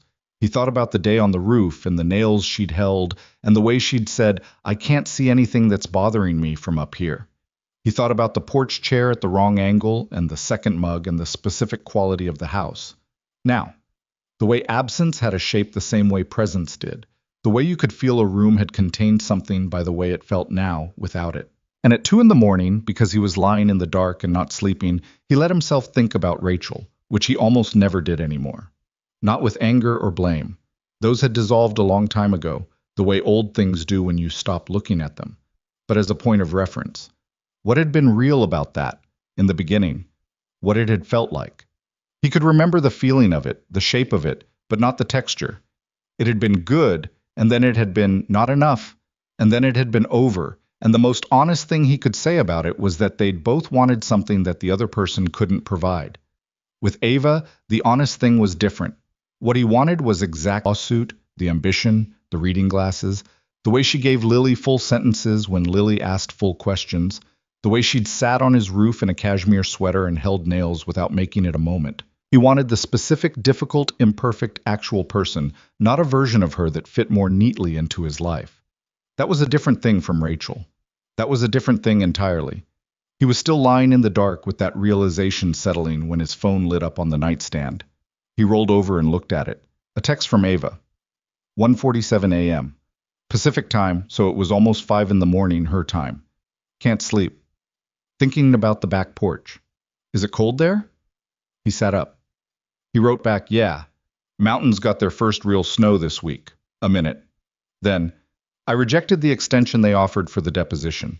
Told my lawyers to set a date and let's finish it. He stared at that for a second. Then, that's a big decision. I've been making small decisions for 2 months, hoping the big ones would resolve themselves. They don't. He looked at the ceiling of his bedroom. He typed, no, they don't. Another pause, longer this time. Then her message. I've been thinking about what you said on the porch before I left. He sat very still. He wrote, which part? Come back when you want to, not when you have to. Yeah, he wrote. I want to. That's the part I keep coming back to. He held his phone. His chest was doing the thing that he'd stopped fighting. He wrote, then come back. I will. I just need to get through the deposition. 2 more weeks, maybe 3. Okay. Okay? That's all you've got? He almost smiled. He wrote, I've been saving my okays. She sent back a single laughing emoji, which was the first time she'd ever sent him an emoji and which somehow felt like a door opening. Lily asked about you this morning, he wrote. A pause. What did she ask? Whether you were coming back. I said I thought so. She said you should have told her yourself. A longer pause this time. She's right. I should have. He wrote, yeah, she usually is. Tell her. Ava started, then the 3 dots disappeared. Then they came back. Tell her the porch chair is the right height, and I haven't found a better one. He read that twice. He wrote, I'll tell her. Another pause, then, Liam. Yeah. I'm sorry I didn't say more before I left. I had the opening and I didn't take it. He sat in the dark of his bedroom with the phone warm in his hand. He wrote, I had the same opening. We both left it on the table. Are we going to leave it there? He looked at the window, at the dark sky beginning to consider morning at the edges. He wrote, no, we're not. Good. They didn't say anything else for a few minutes. Then she sent, get some sleep. And he wrote back, you first. And she wrote back, good night, Liam. And he wrote, good night, Ava, and locked his phone. He lay back on the pillow. He didn't feel fixed exactly. The lawsuit was still real. The distance was still real. 3 weeks was still 3 weeks, and what was on the other side of it was still uncertain in every practical way. But the hedging was gone. He could feel where it had been, the specific place in his chest where the held-back thing had been held. And he could feel that it wasn't there anymore, and the space it had left wasn't empty. It was just open, which was different. He slept. In the morning, he made coffee, and when Lily came downstairs sideways-haired and still half in her dream, he waited until she'd had her first piece of toast, and then he said, I talked to Ava last night. Lily's head came up. Yeah? She said the porch chair is the right height, and she hasn't found a better one. Lily looked at him with the expression she got when adults said things she was deciding how to interpret. Then she nodded, slow and deliberate. She's coming back, she said. Not a question. She is. When? A few weeks. She's got some things to finish first. Lily considered this. She picked up her toast. Okay, she said, and went back to eating because Lily had known things before they happened her whole life, and this was one she'd been waiting for everyone else to catch up to. The 2 weeks he'd been told became 3, and then 3 became close to 4, which was how these things went, which Ava texted him about with a frustration he could feel through the screen. Each delay came with a reason. A witness couldn't be scheduled. A document request was disputed. The other side's lawyers pulled a procedural maneuver that required a response. He told her each time, "It's fine, take the time you need," and meant it each time with decreasing patience and increasing self-awareness about the decreasing patience. He also noticed what was changing in him during those weeks. He'd stop halfway through a task and think about what she'd said about the cooperative idea. The distributed, mission-driven company, smaller than Sterling, the one that made her not tired. And he'd think about what that would look like, built from this distance, built by a person who'd walked away from $4 billion because she didn't want to compromise who she was. He thought about it with something that felt like pride, which was a strange feeling to have about someone else's ambitions. But there it was. He stopped treating her departure as a conclusion and started treating it as an intermission. He stopped picking up the porch chair and moving it back to its original position. He just left it where it was. Marcus noticed. "You're better," he said one afternoon. "I called her," Liam said. "Finally." "We texted, technically." "Does it matter?" "No," Liam said. "It doesn't." What pushed the last of it to the surface was smaller than he would have expected. It was a Thursday evening, 3.5 weeks after Ava had left, and Lily's school had sent home a form for the winter performance, which required a parent or guardian signature and also asked parents to indicate whether they'd be attending and whether they'd be bringing additional family. Lily had the form on the table and she was filling out her part of it, which was just her name and grade, with enormous concentration. She pushed it across to Liam for his signature. He signed it, pushed it back. She looked at it. She looked at the line that said additional family guests. She picked up her pencil. Then she put it down. "Can I put Ava?" she asked. He looked at her. "For the guest line," Lily said. "She said she'd be back by then, and she hasn't seen me do anything at school." He took the form. He looked at the line. It was a small thing. Just a name on a school form. Logistically inconsequential. But the weight of it was not logistical at all, and they both knew it, in the particular way that Lily always seemed to know things before she should. He wrote Ava's name on the line. He slid the form back. Lily looked at it. Then she smiled, a genuine one, the full-face kind she saved for things she really meant, and folded the form and put it in her backpack. That night Liam texted Ava. "Lily put your name on her school winter performance guest list. It's in 3 weeks. No pressure." He went to bed without checking for a reply. In the morning there were 2 messages. The first was from 40 minutes after he'd sent his, which was midnight his time, almost 10 p.m. hers. It said, "I'll be there." The second was from an hour later, after what must have been a conversation with her lawyers, because it said, "Deposition finishes Friday. I can be in Millhaven by Sunday." He read both of them, standing at the kitchen counter in the early gray morning with the coffee making its sound, and the house around him in its familiar quiet. He wrote back, "Sunday's good." Then he went to the back door and looked out at the yard. The porch chair was at its wrong angle, where she'd left it. The tree line had gone fully bare. The ground was cold. 3 days. He made Lily's eggs with cheese, which were the good kind, and when she came downstairs he told her Ava was coming Sunday. Lily did not whoop or run in circles. She just got up from her stool, crossed the kitchen, and hugged him around the middle without saying anything, which was the best and most honest response he could have imagined. He held on for a minute. Then she let go and climbed back up on her stool and picked up her fork. "Can we have pizza Sunday?" she asked. "Sure." "The good one, not the frozen one." "I'll call in an order." "Good." She cut a piece of egg. "She likes the garlic knots." He turned back to the stove. "I know. So we should get extra." "Yeah," he said. "We should." He kept his face toward the stove where she couldn't see it. He didn't want her to see the expression he was wearing, because it was the kind that said everything, and he hadn't finished organizing his thoughts into words yet, and some things he was learning didn't need words first. Some things just needed you to stop being afraid long enough to let them be real. She arrived on a Sunday afternoon, which was not what he'd planned. He'd been expecting evening. She'd said Sunday without a time, and his mind had defaulted to the later version, the kind of arrival that happens after dark, when the day has given you enough tasks to stop thinking about it. Instead, her car came up the road at 2:17 in the afternoon, which he knew because he'd been pretending to read a contractor's estimate at the kitchen table and happened to look up at exactly the right moment. He heard the tires on the gravel before he saw the headlights. He put down the estimate. He stood up. He looked out the window and watched the car park in the same spot she'd always used, which she'd found by habit the first week and never changed. She got out.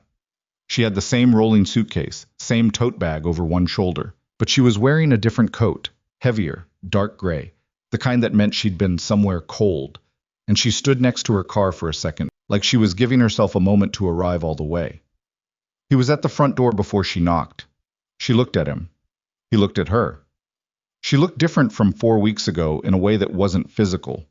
She looked like someone who had been through a specific kind of difficulty and had come out the other side of it still intact, which is a look that's hard to manufacture and impossible to fake.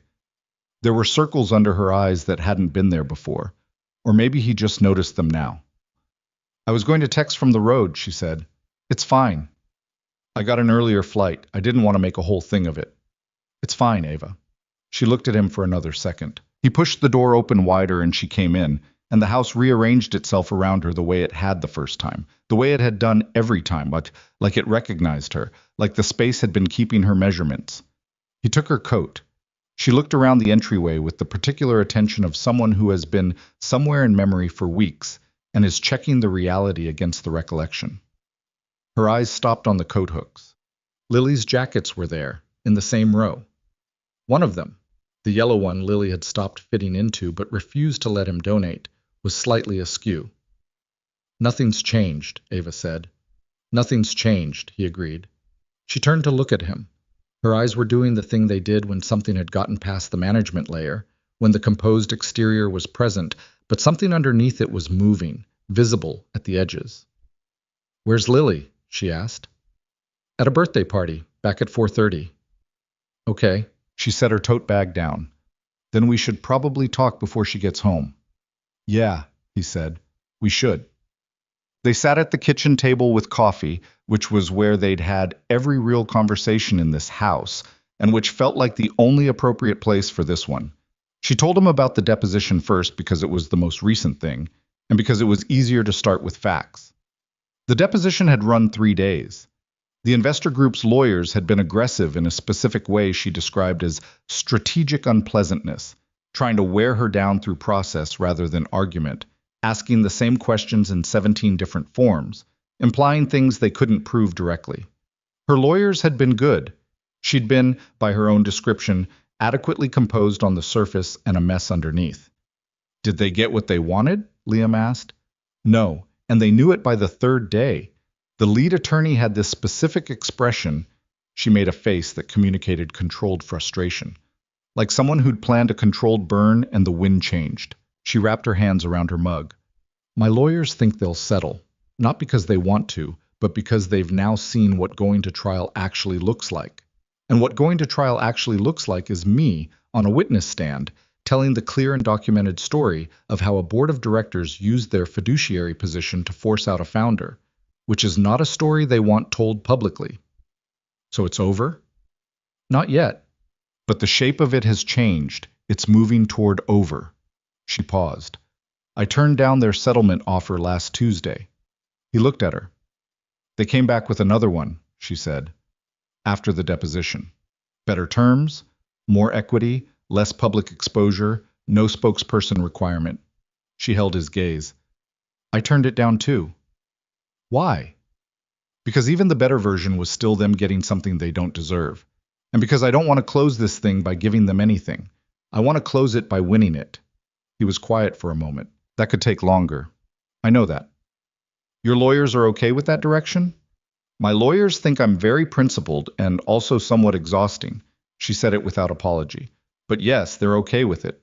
He nodded. He turned his coffee. "How are you outside of the legal stuff?" She looked at him steadily. "That's the question I keep getting from my lawyers, and the one they never ask." "I'm asking it." She thought about it genuinely, which was something he appreciated about her, that she didn't answer questions with whatever sounded right. "I'm tired," she said. "I'm tired in a way that's different from before, though. Before I was tired and running. Now I'm tired and still." She paused. "Staying still with tired is harder than running with it. Running doesn't give you time to feel it." "Yeah," he said. "I know that one." "I know you do." She looked at her coffee. "I've been thinking about what you said before I left." On the porch. Which part? All of it. She looked up. But specifically, you said you didn't want me to leave. And you said it like it was just the truth, no conditions on it. Not, I don't want you to leave, but here's what that would require. Or I don't want you to leave, but here's what I need from you. Just the thing itself. He waited. I'm not used to that, she said. I'm used to everything having conditions. In business, obviously. But also she paused. I've been in relationships where the acceptance was always conditional, where you could feel the terms even when they weren't spoken. And I got very good at managing myself to stay inside those terms. I got so good at it, I stopped noticing I was doing it. You don't have to manage yourself here, he said. I know that now. She met his eyes. That's what I've been trying to tell myself in San Francisco for the past 4 weeks. That the reason it was so easy to be here wasn't because I was on vacation from my life. It's because I wasn't performing anything. I was just... She stopped. Here, he said. Yeah. She said it quietly. Just here. He leaned forward on the table. He said, I need to tell you something that I should have said before you left. Okay. I was scared, he said. I want to be clear about that because I think you knew it, but I never said it directly, and you deserve the direct version. I was scared of wanting something that might not last. Not because of you specifically, because of me. Because the last time I let myself fully want something, the aftermath of losing it it changed me. And I spent 5 years building something stable, and I was afraid of anything that could destabilize it. I know. I know you know, but I'm saying it because it explains why I kept calling it temporary, why I kept 1 foot back. That wasn't me being realistic. That was fear with good vocabulary. She looked at him. The afternoon light was coming through the kitchen window at a low angle, the November light, the kind that went gold and thin before it disappeared. It landed on the table between them. I'm not temporary, she said. Not like a demand, like a statement of fact. I know that. I need you to actually know it, not manage it, not plan around it, know it. I do. He held her gaze. That's what I'm telling you. She looked at him for a long moment. Outside, somewhere down the road, a car passed. The refrigerator made its small hum. The ordinary background of the house going about its ordinary business, while the 2 people in the kitchen said the things they'd been not saying for weeks. I'm not going to stop being complicated, she said. The lawsuit isn't the end of complicated. Whatever I build next is going to take everything I have.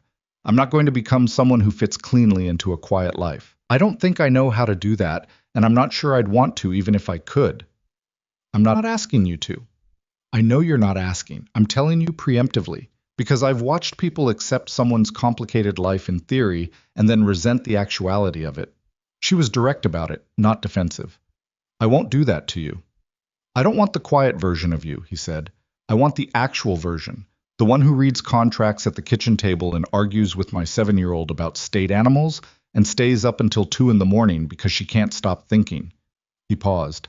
That's the version I know, and that's the version I don't want to be without. She pressed her lips together. She looked at her coffee. She looked back at him. I can't promise you a timeline, she said, for the lawsuit, for what comes next, for where I'm going to be in 6 months. I'm not asking for a timeline. Then what are you asking for? He thought about it honestly. Honesty, he said. Just be honest with me. When it's hard, when it's good, when something changes, don't manage yourself around me. Don't perform anything. Just tell me what's true. She was quiet for a moment. I can do that, she said. And she said it the way she said things she meant, simply, without elaboration, without rehearsal. Okay, he said. She looked at him. For the first time in the whole conversation, something in her face relaxed all the way. Not into happiness exactly. They were both too tired for uncomplicated happiness. But into something that was realer than happiness. Relief, maybe. The specific relief of something that had been held tight for a long time being allowed to open. Okay, she said. 1. Lily came home at 4:37, 3 minutes later than expected, dropped her backpack with its standard issue force, and stopped dead in the entryway when she saw the coat on the 3rd hook. She came into the kitchen at a speed that was technically a walk, but was doing everything it could to be something faster. Ava was standing at the counter. Lily stopped a few feet away and looked at her with the same assessing, deliberate look she'd used the first time, 7 weeks ago. the full person inventory, the decision-making process made visible. Then she crossed the kitchen and hugged Ava around the middle. Ava hugged her back. She held on longer than Liam expected, and he watched her face over the top of Lily's head. The expression she wore, the way she closed her eyes for just a second, and he understood something about what it meant to her that he hadn't fully understood before. That it wasn't just about him. That whatever Lily had given her over those 4 weeks, the questions, the arguments about state animals, the instructions about friendship diplomacy, the simple matter-of-fact inclusion, had done something that couldn't be undone by a plane ticket and a hotel in San Francisco. Lily let go. She stepped back. The porch chair has been at the wrong angle for a month, she said. I know, it should be about 6 inches to the left. 8, Lily said. 8, Ava agreed. Lily nodded. Case settled. Dad ordered pizza, the good one. I heard you had opinions on that. Garlic knots, Lily said. Extra. Obviously, Lily climbed onto her kitchen stool with the practicality of someone who'd been hoping for something for a long time and had now received it and was ready to move forward. Are you staying? She asked. Ava looked at Liam. He looked at her. For now, Ava said. Yes. For now means probably longer, Lily said. That's how adults say things.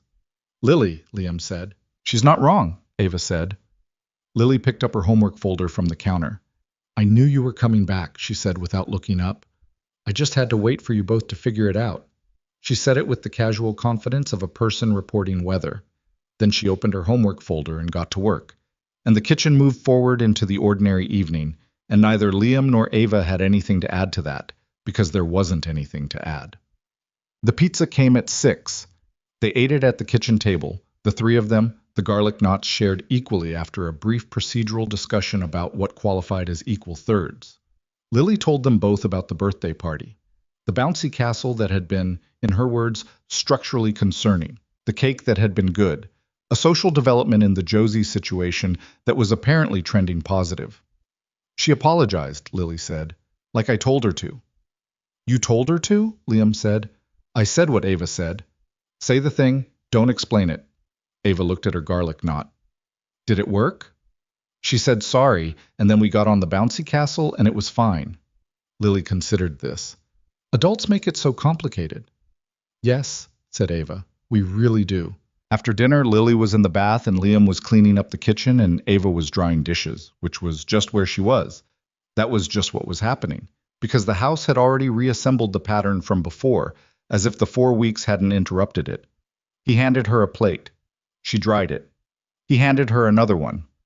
Tell me about the cooperative idea, he said. She looked at him. Now? I've been thinking about it since you mentioned it. The distributed model. Tell me what you've got. She put the plate in the cabinet. She knew where the plates went, the same as before, and leaned against the counter. It's early, very early, mostly sketched on the backs of hotel receipts. Tell me anyway, she told him. She talked about it the way she'd talked about it before. Not like a pitch, not like a press release, but like someone describing a thing that was alive in their head, that had a shape but wasn't finished yet. A technology cooperative owned in part by the people who built it.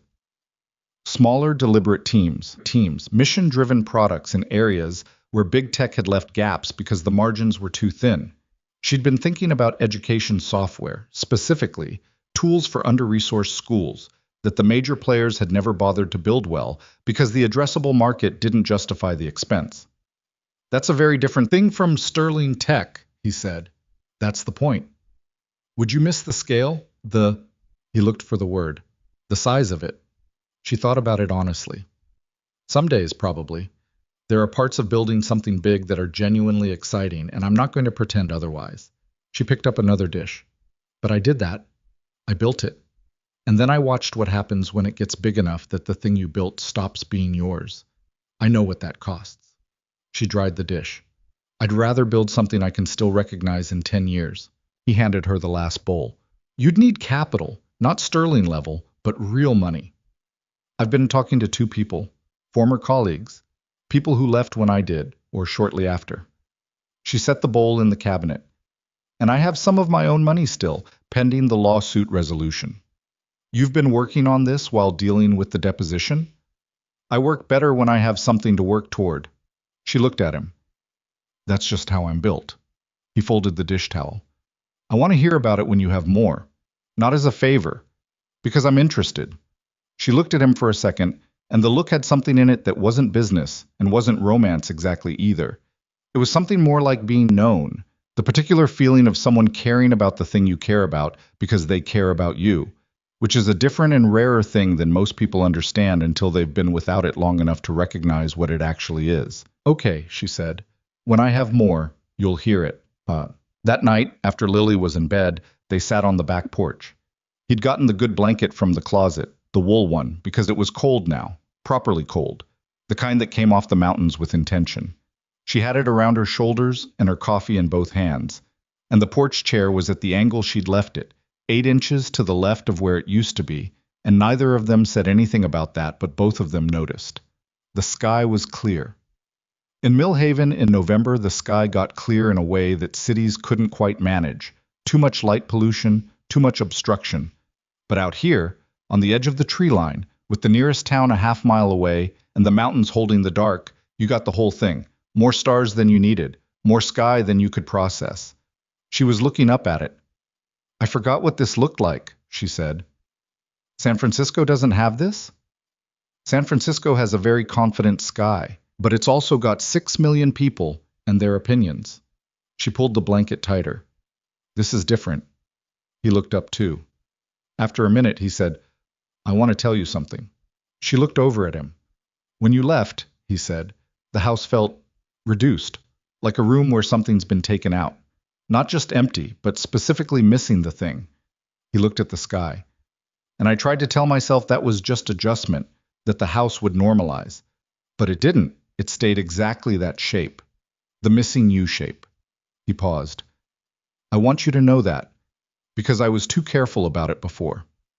I was managing what I showed you, and you deserved more than managed. She was quiet for a long time. The cold moved through the branches at the edge of the yard, the bare winter branches, and the stars didn't shift because they didn't care about any of this, which was its own kind of comfort, the indifference of permanent things when temporary things are being made permanent. I thought about this porch every day, she said finally. Specifically this, the chair, the trees, the cold. She looked at him. And you, specifically you. Not in a general, I miss that place kind of way. In a, there is a specific person I want to sit next to kind of way. He held her gaze. That's something, he said. It's a lot of something, she said. He reached over. He put his hand on hers where it was wrapped around the coffee mug. She turned her hand over and held his, and neither of them made a larger thing of it than that. No speech, no moment-making, just two people on a cold porch deciding, in the simplest available way, that they were doing this. They sat there for an hour. They talked and didn't talk in equal measure. She told him more about the cooperative, the parts she hadn't told him inside, the parts that weren't polished yet, the parts that still scared her. He told her about a project he'd been considering, a larger residential remodel, the biggest he'd taken on solo, and why he'd been hesitating. They talked about Lily, about the Josie situation, about the school performance in 2 weeks, and whether he'd ever been to one of those things without wanting to cry, which he admitted he always did. And she laughed the real laugh, the unguarded one. At some point she said, I'm not going to be easy. I know. I mean it. I have a lawsuit, a startup idea, a tendency to work until 2 in the morning and forget to eat, and a history of prioritizing professional decisions over personal ones that I'm actively trying to unlearn but haven't fully unlearned yet. I have a 7-year-old who wakes up at 5:45 every single morning without exception, he said. A house that needs constant maintenance, a work schedule. I sometimes ignore until it becomes a problem, and a documented history of managing my feelings by refinishing floors. She looked at him. We're both a lot. We're both a lot, he agreed. Okay, she said. Okay, he said. She leaned her head slightly against his shoulder, and he let it stay there, and they looked at the stars that didn't care, over the tree line that had lost all its leaves, in the November cold that was just cold, nothing more. And it was ordinary and imperfect and entirely real, which was the only version that had ever mattered. But the winter performance was on a Wednesday evening in the second week of December.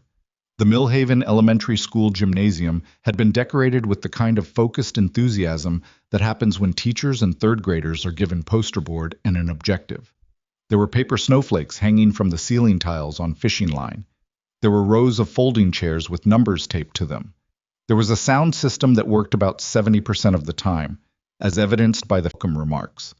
Liam sat in the third row with Ava next to him. Her name had been on the form, and she'd arrived at the school with him and Lily, who had held her hand in the parking lot without thinking about it, which Liam noticed and didn't comment on because it wasn't the kind of thing you commented on. It was the kind of thing you just let happen. Claire was in the row behind them. Marcus had come with his wife, Deja, who Lily adored. Claire had introduced herself to Ava in the parking lot without the careful evaluation of the first time. Just introduced herself, shook her hand and said, "I'm glad you came back," which was more than Liam had expected from Claire on a timeline this short, and which Ava received with a simplicity that suggested she understood exactly what it cost and exactly what it meant. Lily's class came out in the second group.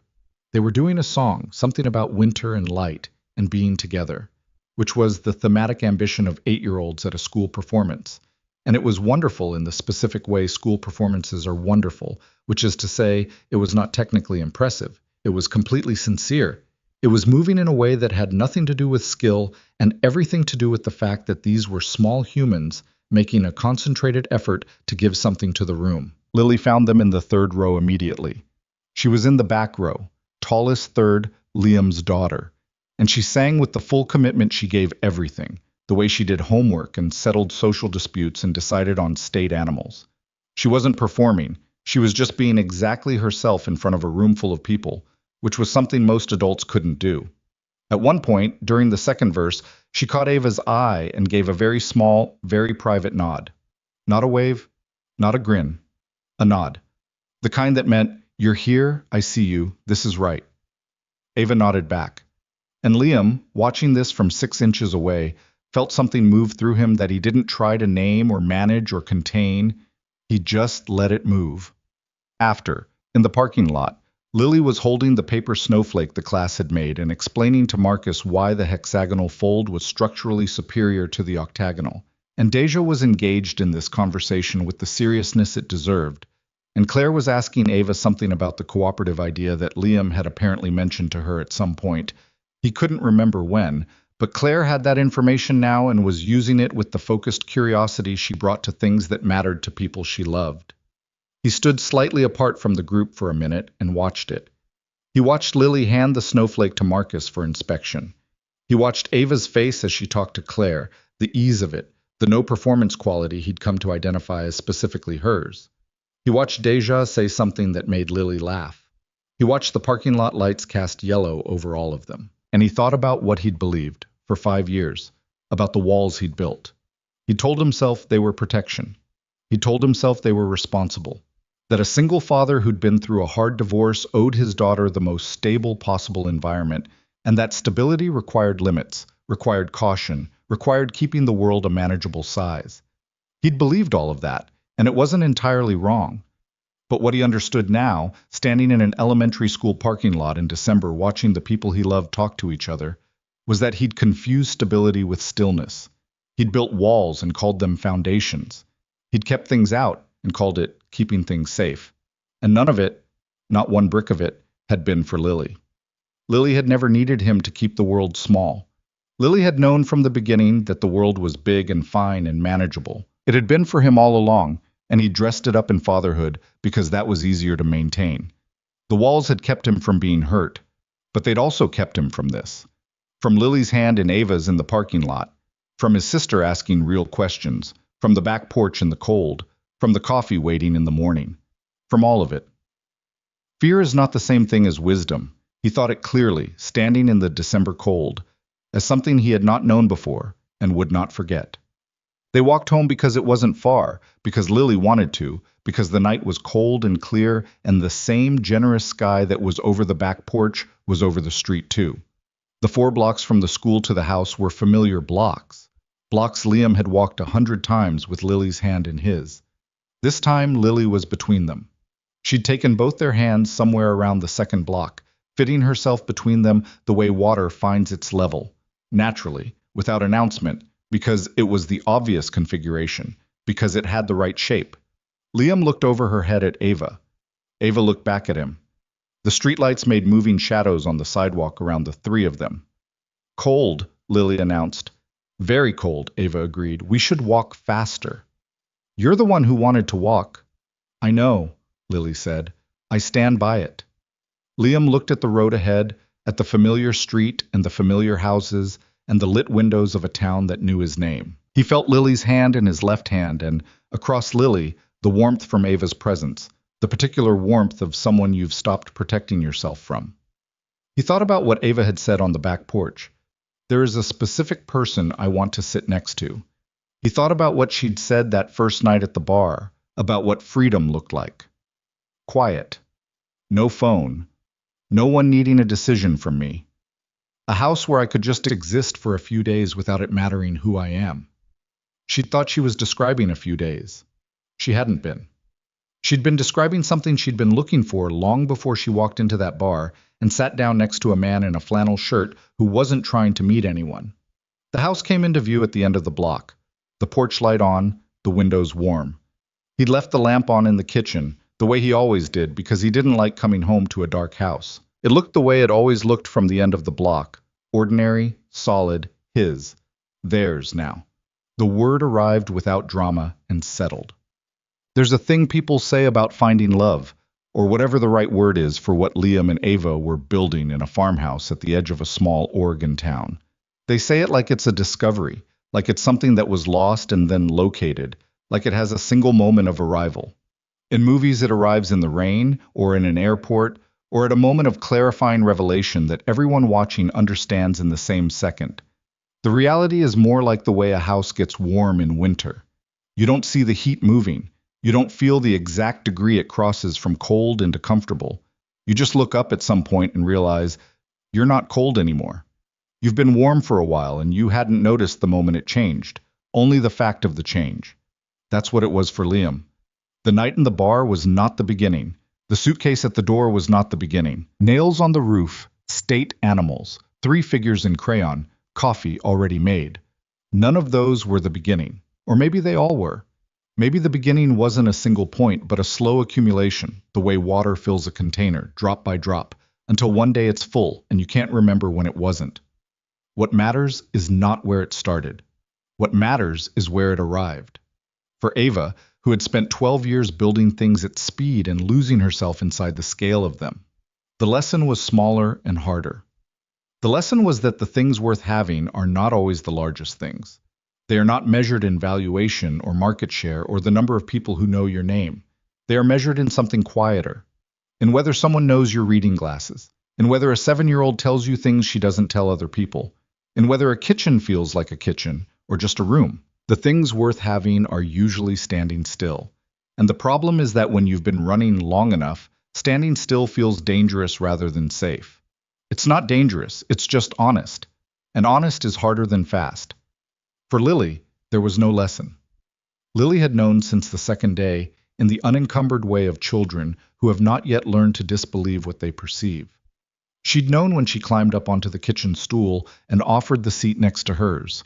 She'd known when she drew the 3 figures in front of the house with the blue crayon flannel shirt.